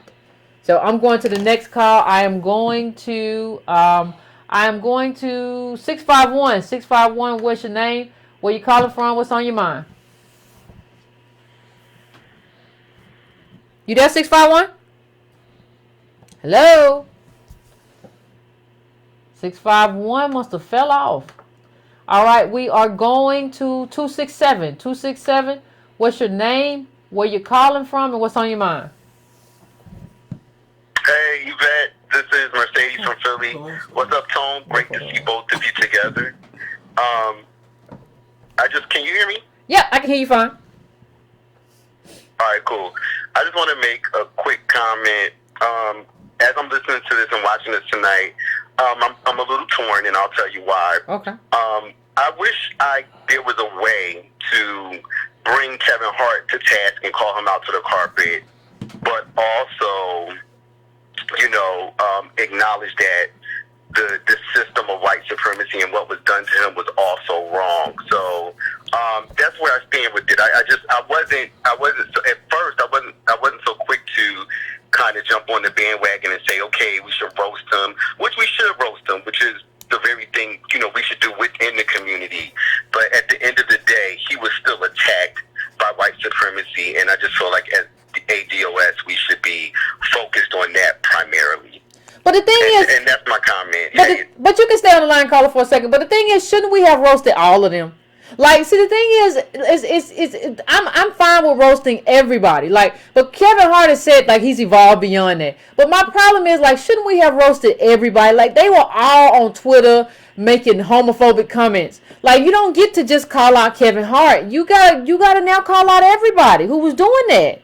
You gotta call out all of them. I think that in and of itself, calling out Amy Schumer and Chelsea Handler, that is exactly what we should be doing in terms of, putting the blame and putting the,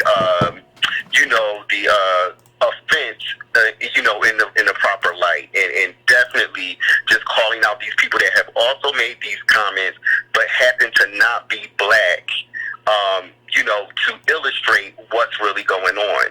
So I just think there's that blame could be spread around internally, right? Kevin, you want punishment, you can't come to the cookout, that kind of thing goes on internally, but the focus for me should always be, white supremacy and what they do. But caller, let me say this, and I'm pulling it up on screen.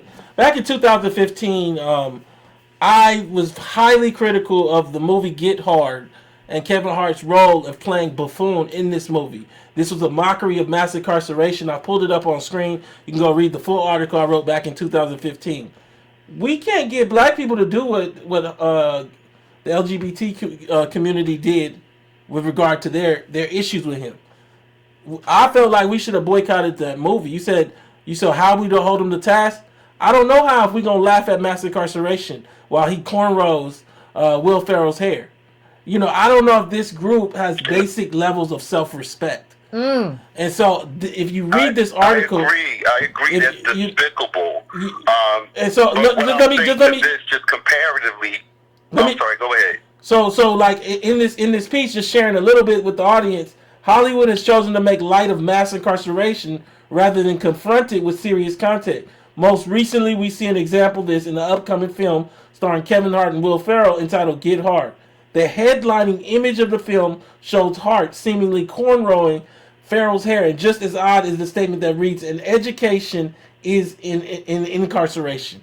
So he was going to teach him how to be basically a felon, and that was the joke of the movie.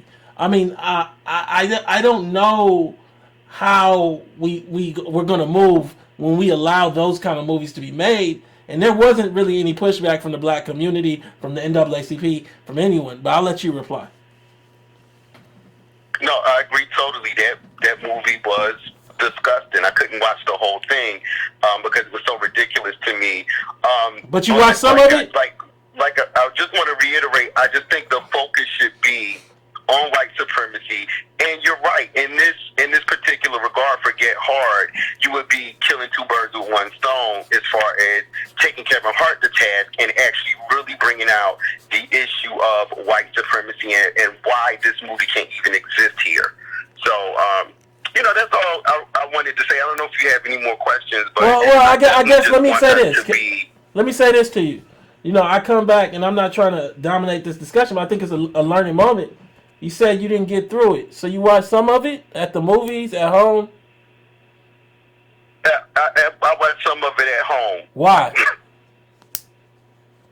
Well, it wasn't actually at home. Someone was working on my car, and I was doing it to pass time. But like I said, getting halfway through it, it was gross to me. It was just like, this is crazy. And just not from the level of, not in terms of how informed you are about mass incarceration. I just thought the ridiculousness of this role being portrayed as something legitimate, and this is only legitimate in the minds of white people that know nothing and care nothing about black people. That was what I took from it. Okay. All right, Colin. I appreciate you. I appreciate you calling in. I think we do have. Thank you both. No, appreciate you, Thank you for fam. calling. I think you do have to hold white supremacy accountable. But what I will add something to that. You have to hold tools of white supremacy accountable as well. Pawns of white supremacy accountable as well. So my issue with Kevin Hart isn't like just the homophobic tweets, because I think he's honest when he says I've evolved beyond that. You know, you hear him talk about his son now. His son could be gay with his little flip flops on, whatever. Who knows? Like, he don't know what he is, and I don't think he'd be upset necessarily about that. But I don't know the man. But I think Kevin Hart has positioned himself to kind of be a tool of white supremacy, and then like now white supremacy is hitting him in the head and saying like, you gotta bow down. And so I can't be in the way of the relationship that you have made with white supremacy on your own. See, you have made a deal with the devil that I was not a part of, and I didn't get any advantage from that. I didn't get any spoils of that fruit. My people didn't get anything from that. So now you're gonna have to just deal and manage your way through this and do the best you can, because you didn't apologize, and your job was to kiss the ring, and you've always kissed the ring. And so I don't know what happens with you now that you kind of refuse to kiss the ring, but it's not my job to try to leverage black political capital to protect you. And I'm happy you ain't asked for it, because I wasn't gonna give it. Let me say this in addition. We're living in a Me Too, LGBT, highly Trumpist, nationalist, and we already know with race what goes. And you think your positivity is gonna get you through? You better pick your political battleground. Yeah, because he think that, because he really believes he built himself. Like, that's what happens. Like, people really, I'm not saying you didn't work hard, but understand there's a lot of people who did work hard and still never made it. Like, you really think though that that's your thing. You really think that like, I did this, like I just put pedal to the metal and you can do it too, and I'm making opportunities for people. It's great when you get there if you help Tiffany Haddish out or whatever, but like, you don't understand that you didn't build yourself. Somebody picked you and said, yeah, I want that Negro. And that's what happened to you. Without that, you still working little comedy clubs and getting $500 a show. Without that, that's what happens. Without that opportunity that's given to you by whiteness, you don't control any of the levels of power. And I don't know who told you differently. I don't understand. But I'm gonna go to my last call. I'm gonna go to 615. 615. What's your name? Where you calling from? What's on your mind? Hello, this is Dean from Davidson County, Nashville, Tennessee. What's going on? Hello. I'm here. Yes, I would like to first and foremost, I'd like to say give kudos to you, Yvette, and you as well, Antonio Moore, because ever since I've been listening to this show, it's been going on for like 2 years. I've been getting well informed with black political information that has allowed me to be able to distinguish fiction from fact, and I just want to thank y'all for that. Thank you. Before I get to my comment on Kevin Hart. All this Kevin Hart and Tiffany Haddish and Meghan Markle, it came to me as a conclusion that anesthetizing yourself from anti-black bigotry will now allow you to save yourself in the realm of white supremacy in this country. No matter if you turn around and you take stereotypical jokes from white people or the way they treat black people in general, and you try to look at that as a situation in isolation, it's widespread. Kevin Hart is an example of what happens in a macro sense. There's lots of Kevin Harts out there on people's jobs, out in the street, and they think if they just ignore it, it'll go away. Yeah. It never goes away. It hasn't went away in 400 years. So if it didn't go away when our people were brought over here butt naked in chains in the holds of slave ships, what makes you think it's going to go away now just because white America endorses you and gives you a couple $1 million deals, which is paper scraps to them in their eyes. But to black people, to that one black Yeah. And those tweets right there, I think they've had those since they chose him. And they just kept those in the back, and they waited for the opportunity until he did something that displeased him. And there's many more out there in Hollywood that white capital is just waiting in the background for them to step out of line. And then they're going to pull out a tweet, or they're going to pull out a hidden conversation, or they're going to pull out something that's going to embarrass them and shame them in front of the world. I agree. Like I said, it's sad and unfortunate that people that are not on Kevin Hart's level, that's on a normal 9-to-5 level, haven't understood that. You know, I mean, I remember I worked in the banquet department at a local hotel on the west end side of the area, and I was surrounded by immigrants from different countries, and there were very few people of DOS background that worked in my banquet department. And I was just looking at, just crabs in the barrel. The only way you could climb up to the next step is that you just had to chuck and jive, and you had to do the Bojangles. It's like a modern-day minstrel show on a small scale.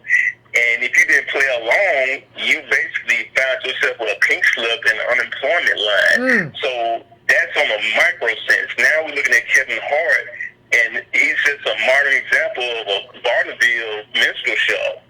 Oh, Wow. As far as Meghan Markle, some black women, not all, but a number of black women, they feel that they need to live their lives vicariously through her. Yeah, I saw a lot of that. Seeing, and I don't know how many of them are going to have an opposite effect on their mental mind state, that just because you get married to a monarch that's built off of, that has built their wealth off of the slave system, is that somehow going to save you, and it's not. I agree with you, Carla. I agree with you. You're not gonna be saved, and you're not gonna be all right. And you think, see, part of what you're talking to, Carla, is this thought. And I appreciate y'all. Thank you for calling in.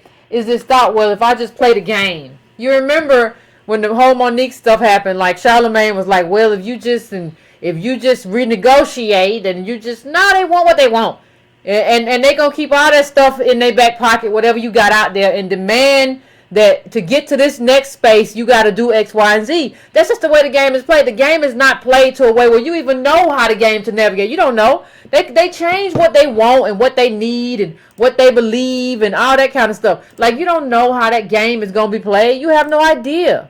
So what are you even talking about? Like, what do you mean? Like, well, see, you just got to know how to play the game. Who are you to say that? Well, but Yvette, let's bring up this image. Hold on, I'm gonna find it right now. And I want to know how this plays into. How it plays into what? Oh, hold on. I want you to bring this image up and how it plays into this whole thing of a back pocket. What happens when this with Kevin Hart? We alluded to this earlier, where it was already public. This wasn't something that somebody found from Reddit and dug through his. In 2014, he addressed these comments. They say he didn't apologize, did he? And so if I'm the Oscars and I know that, because this is actually like national news. What are you selecting for? What did you select him for? And I'm not dealing with excusing him saying it or not. No, but he said I have evolved. But is that a back pocket? That's no longer a back pocket. That's just like we gonna choose when we gonna find it to be like when you gonna use it, we're gonna give you something. We're gonna give you something. We're going to give you something, and then when we decide that it's really something you want or really something you're going to need, we're going to say kiss the ring, because you knew this was out here. Like when before you selected him, and it was public knowledge.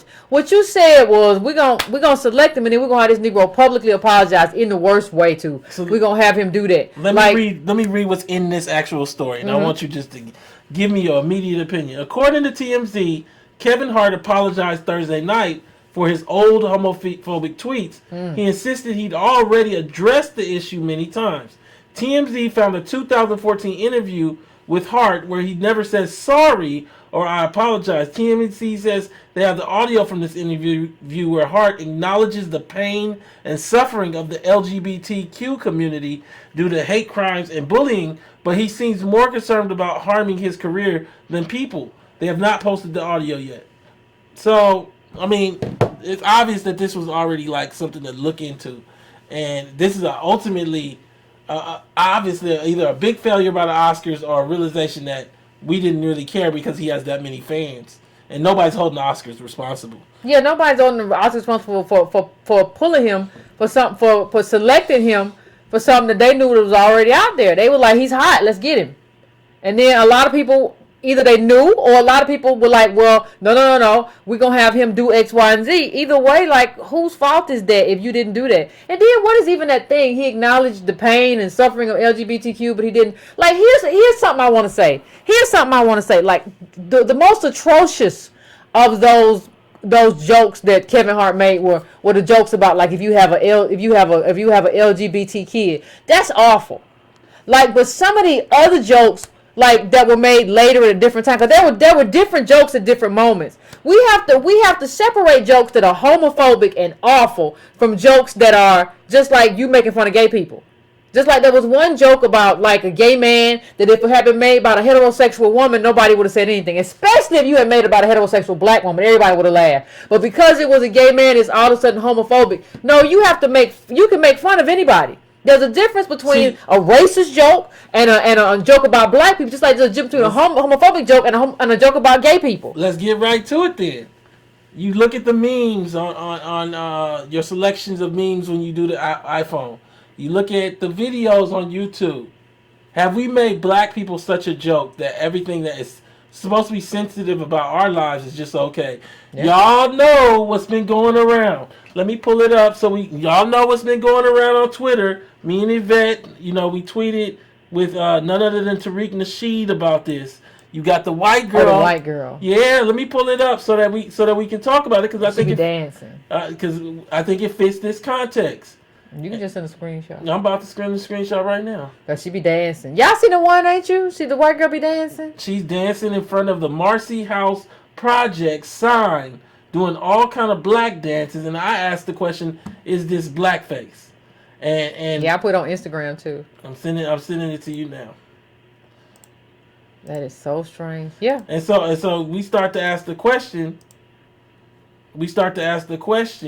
Do we even see this? Because black people, a lot of the black comments were she can come to my Thanksgiving and she got her black card and all kind of other stuff that didn't make any sense. And after you pull it up, she can come to your what? She can come to my Thanksgiving. There it is. No, that's the same thing. I don't see it, but yeah, she can come to my Thanksgiving because she can dance. Yeah. We got real low standards. Like if somebody can, it's not even just low standards. It's just this is a blackface.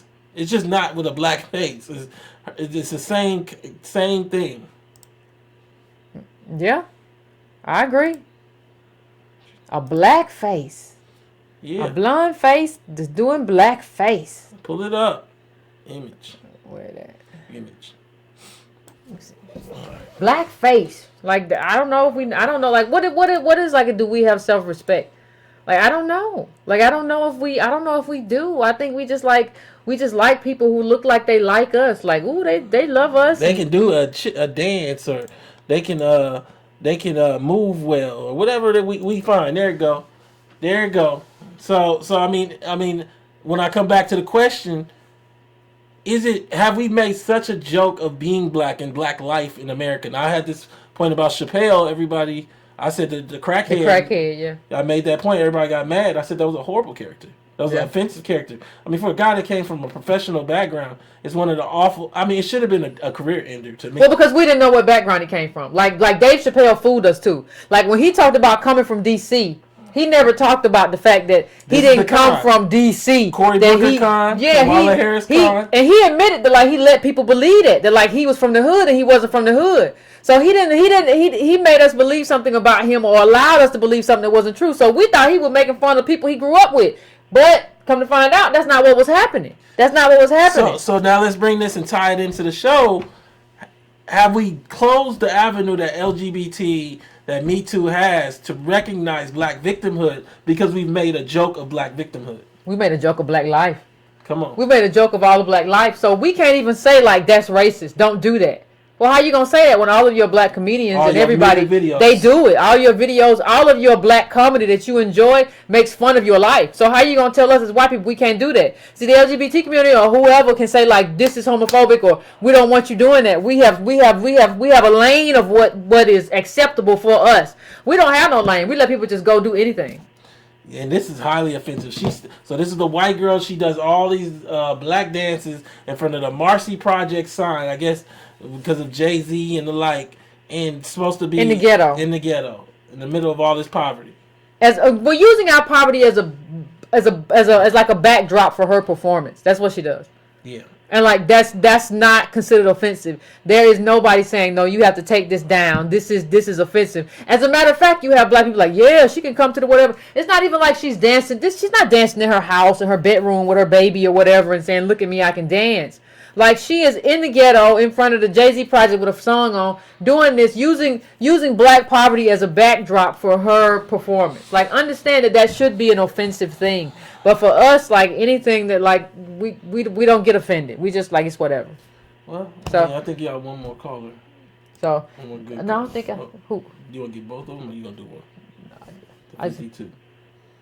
What? 651. What is your name? Where you calling from? Hello? Grab the 614. You there, 651? 614, you there? Yes, I'm here. My name is Ethan. I'm from Steubenville, Ohio. Reason why I'm calling is, I really appreciate what you guys do. You guys put a lot of emphasis on, the black political structure. Tone, I used to couldn't stand what you would do, man. Like, I really couldn't until I really understood what the data showed. And when I seen what the data showed, it made me and my wife really scared. We talked about the 10% of where black people are. And I think the same thing that happened with Kevin Hart and many other people is they put black people in a position where you are that one that other people aspire to be, you'll be raised up to, and you're just a pawn. And the more they do that, I think the more we get pulled into it. But I think the bottom line is, I know people always look for solutions, and I don't have a solution either, but I'm thinking that there might be a path. I think it's through kids. I just got done making my 10 and 13-year-old read like the ISIS papers by Dr. Welsing. I try to make them read as much as I can because I understand that they have to love themselves first, and we keep on trying to ingratiate ourselves into the society, and we can't. There's nothing that we do that we can win. And so we see like the greatest people. We see Malcolm X, we see Marcus Garvey, we see Martin Luther King. All these people fought and put in so much work more than any of us ever had, and they didn't get to see it. So why do we think that we should see it to see this ending? And so if you go back to reading like the Willie Lynch letter, when they instituted the Willie Lynch, when he was on the bench in 1700, he wasn't talking about that generation. He was talking about the generation to come.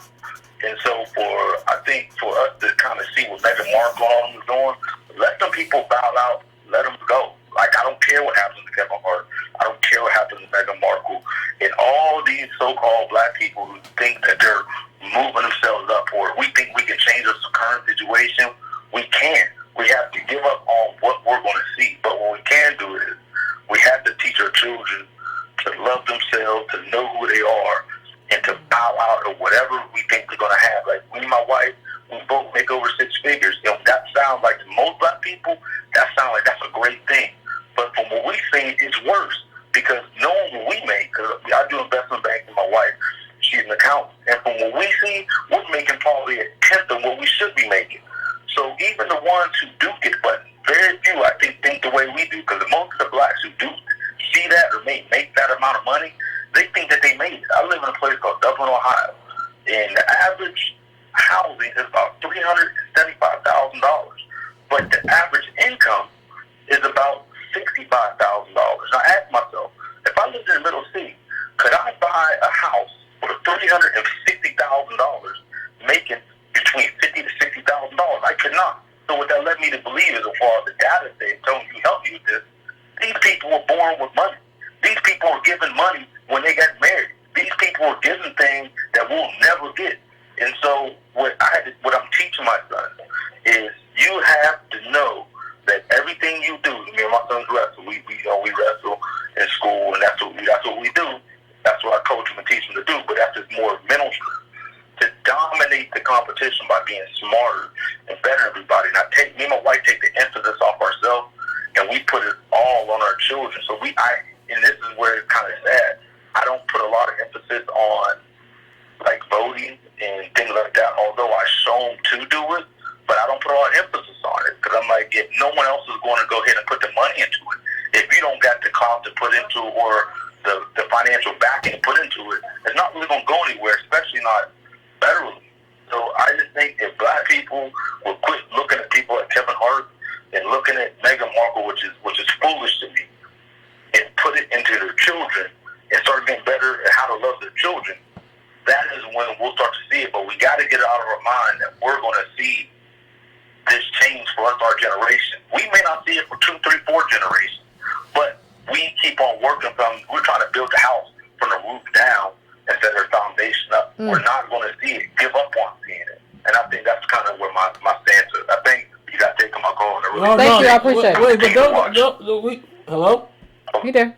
Yeah, I guess for me, I look at the thing in terms of what I find is a lot of people that are positioned. Well, let me not say a lot. The few people that are positioned in your position use your lens and don't really grasp how much of an aberration you are. And then in addition, I basically was gonna pull back up something that Yvette has shared before, which is the BLS data, because everybody says Tone knows the data. You should know the data. This is just basic how you live here, and that part of it is they had us live here without knowing where we live, and so now it seems like I'm speaking in some kind of magical language when it's just the reality of like American life, and these numbers are not. I'm not making these charts. They come from the federal government. And I think for a lot of us, it's hard to swallow what these charts mean. And so I look at this BLS data, and what it shows is basically the sweet spot for black income nationally for families of 2 is like 40,000, 37,000. And so I don't know if I don't. It's odd because one thing that I hear is what is the solution, as if this is broken. It isn't working for us, but it's definitely not broken for white folk. And so, like, when I hear, like, fix or solution, to me, so often that's a presumption that race never happened, that slavery didn't happen. And you just don't realize you're saying it that way. You're backing into the same statement, which is, I don't want to deal with reparations, but I want the fix that comes from reparations. And fundamentally, we live in a nation where working hard and working twice as hard as way that say your boomer parents did will not produce outcomes if government doesn't provide the avenues for that hard work to produce fair wages. And right now, that's just where we're at, and we're going to go into a worse place. Yvette, how you feel? No. I feel like I feel like too like I don't like an abdication of government, because government has made life possible for everybody, right? So like government makes everybody's life possible, and we say, well, we kind of say, well, we can't focus on government, and I like it takes 2 seconds to vote. Like I don't understand. Like I don't really vote. Like and I'm not even talking about just nationally. Like when you go to vote, you're voting for your school board, you're voting for your state legislature, you vote for prosecutors, you vote for all these people who could have an impact and will have an impact on your life whether you see it or not. And it doesn't take a long time to do it in terms of effort. So when I find it problematic, and I feel like you too are like having like this thing where you're like, we're gonna do it through Frances Quest Welsling, as opposed to just like, I'm not saying you can't read that or whatever. I'm not saying you can't do that, but like this abdication of the government's responsibility is a conservative approach to like life. And if you are that, pass me that report. And I really don't want you to think I don't vote. And I never said I don't. I don't. That's not. You guys have kind of placed him somewhere where that's not the only thing. And I'm saying, as far as what we do in our houses, I'm not saying the government work for us in the sense of what we're asking for. Like, I believe in full reparation. I believe in a sense of what voting can do for people who the government is backing. But I'm saying until we can start learning, until I can find a reason not to vote, I always will vote. I'm saying, but I'm not putting because what a lot of black people do is we're saying, let's go ahead and vote, and everyone jumped out for Barack Obama. But meanwhile, they're like smoking and drinking in front of their kids. They're not reading to their kids. They're doing all these things. It's like, so how are you going to talk about voting, but you don't read to your kids? You don't go to the school board in your children. You don't bring them. You don't instill strength and inner strength in what they are and why they are great and why there's God. And we don't teach none of that, but we want to vote. I'm not saying you shouldn't vote, but I'm saying if you're not going to do everything else that's going to empower you internally, you can't go and try to go to a poll with the idea that that's going to fix everything before it leaves your house. Because as far as like black men and black women, we don't like each other. You know, we were lucky. I'm a beneficiary of my wife, of my family being in toxic relationships because it forced us that we only really rely on each other. And we realize how much little we have. We realize how much we don't have anything. And the more we were able to do, because essentially we're only doing better than black people. We're not doing better than no one else here where we live at. We're not doing better than no one else. And again, you talk about the melanated people. There's a big Indian population. We're not doing better than them. This is dark-skinned white people. So what my point behind it is, I'm not saying we don't vote. What I am saying is, and everything I am reading and listening to what you guys teach as well. And I'm a man about mine, and I look at everything and I filter out what's good and what's not good. But from self-empowerment, and when you go ahead and empower your children, like President Douglas said, I'm paraphrasing, it's easier to fix the strength of mind of a child than it is of a broken man. We are a plethora or genre of broken people, and we're trying to fix broken people, and you can't fix these broken people. What we can do, we can fix our children, and we can start. So again, that's not a solution. Well, because, again, like don't you and I again. Go ahead. You said something in the beginning that was really important. You said at first you didn't really want to hear what I was saying. Can you explain that a little bit without like in a short couple sentences? Yeah. Man, it hurt. What you were telling me, it hurt. I didn't like it. But once I began to read and seeing everything that you were saying was true, talking about the dog, what we were, the boomer, like watching my wife's father, who's been working in a steel mill for almost 49 years, and he got 3-4 houses, and he just thinks everything is fine. But then we're going back, and we have more education, more knowledge, and he has more than what we have combined. So once I seen what you were saying, I said, man, the data is crazy. And once I started really looking at the data, it really made people look differently. So like, I did this report. So I did this report. Everybody's kind of seen it in the Breaking Down audience. We might have some new people. What we get wrong about closing the racial wealth gap. I did it with Sandy Darity and Dark Hamilton and Ann Price, leading intergenerational economists. Fundamentally, I think that me and Yvette don't have children, and I understand that children give you a special kind of hope and feeling about the future. To me, there's no economic indicator to support what you believe your children represent. The only way that happens is if government makes a major shift and we stand up for that shift. Because I feel like what we're doing, like your answer is an alternative that still puts the onus back on the individual and the victim, which is our families. And in that case, you end up creating a pressurized situation for the child where it's like if you work harder, then the accomplishment is going to happen, versus dealing with the fact that we just passed the most regressive set of tax cuts in the history of the nation, and we only are in the beginning of understanding how there won't be money for programs. The reason why I bring up this report is in it we cover myths around closing the racial wealth gap, from entrepreneurship to home ownership to all of the different things that black people kind of tell themselves to go to sleep at night. Now, am I saying that it can never be fixed? No, but I am saying that the path that we're on doesn't show that 4 or 5 or 6 generations is just going to fix itself out. what it shows right now is that this is not a good path for Black America, and that without transformative government, it does not look very good. And I hope that we can awaken to that and make a national movement. And Sergeant Copper's point, real quick. I think what you're, and I don't know what you think I'm insinuating saying is that we can do this monetarily. What I'm saying is give up hope monetarily. I don't care about money. I don't think it'll help. Wait. That's not what I said.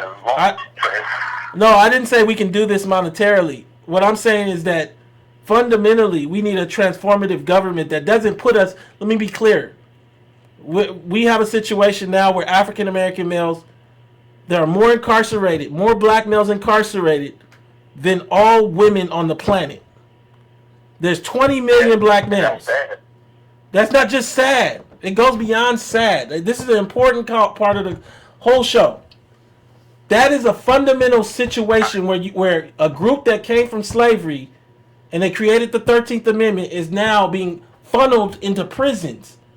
Now, the reason why I think it's important is to understand this is not just a choice that you get to make about saying, I don't need money. No, you need to be American. And that means you need to have you and your son be able to walk down the street without getting a jaywalking ticket or a littering ticket. You need to be able to provide for your son more than just in the sense of just giving him lessons about Frederick Douglass, but being able to provide a way for him to be able to provide for himself and the next generation.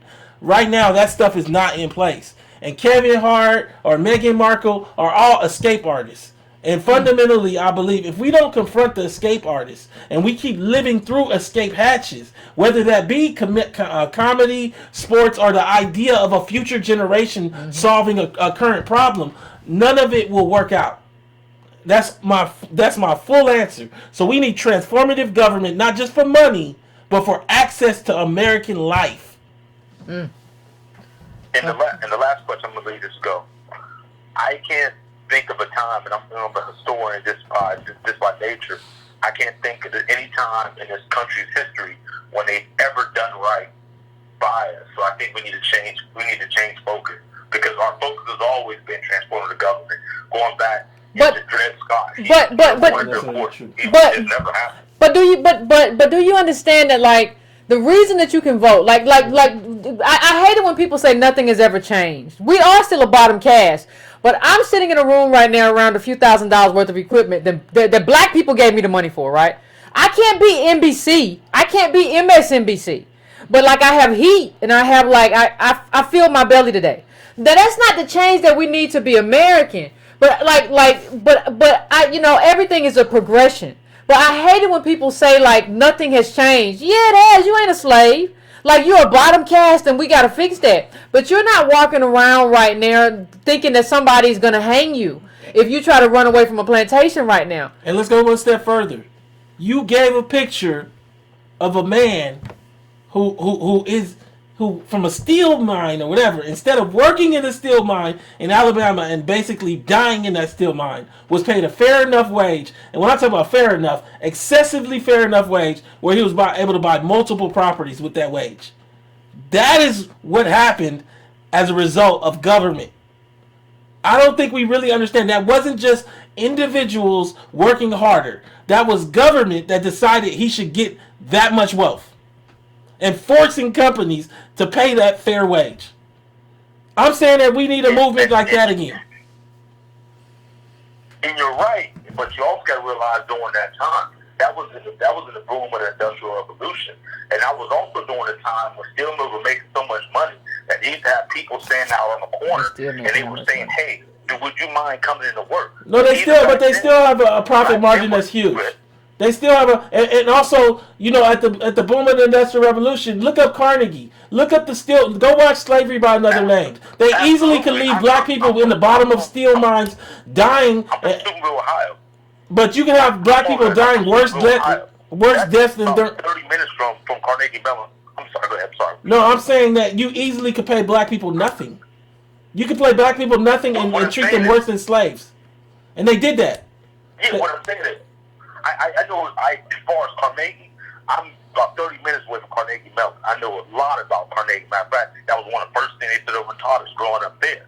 I'm not disagreeing with you in the sense of transform a government doesn't work. I'm just saying, it's like again, a sports analogy of a 20-yard run. If a running back average 20 yards, that's a great run. But if you start on a 1-yard line, you're still at 20, and third, you're still punting.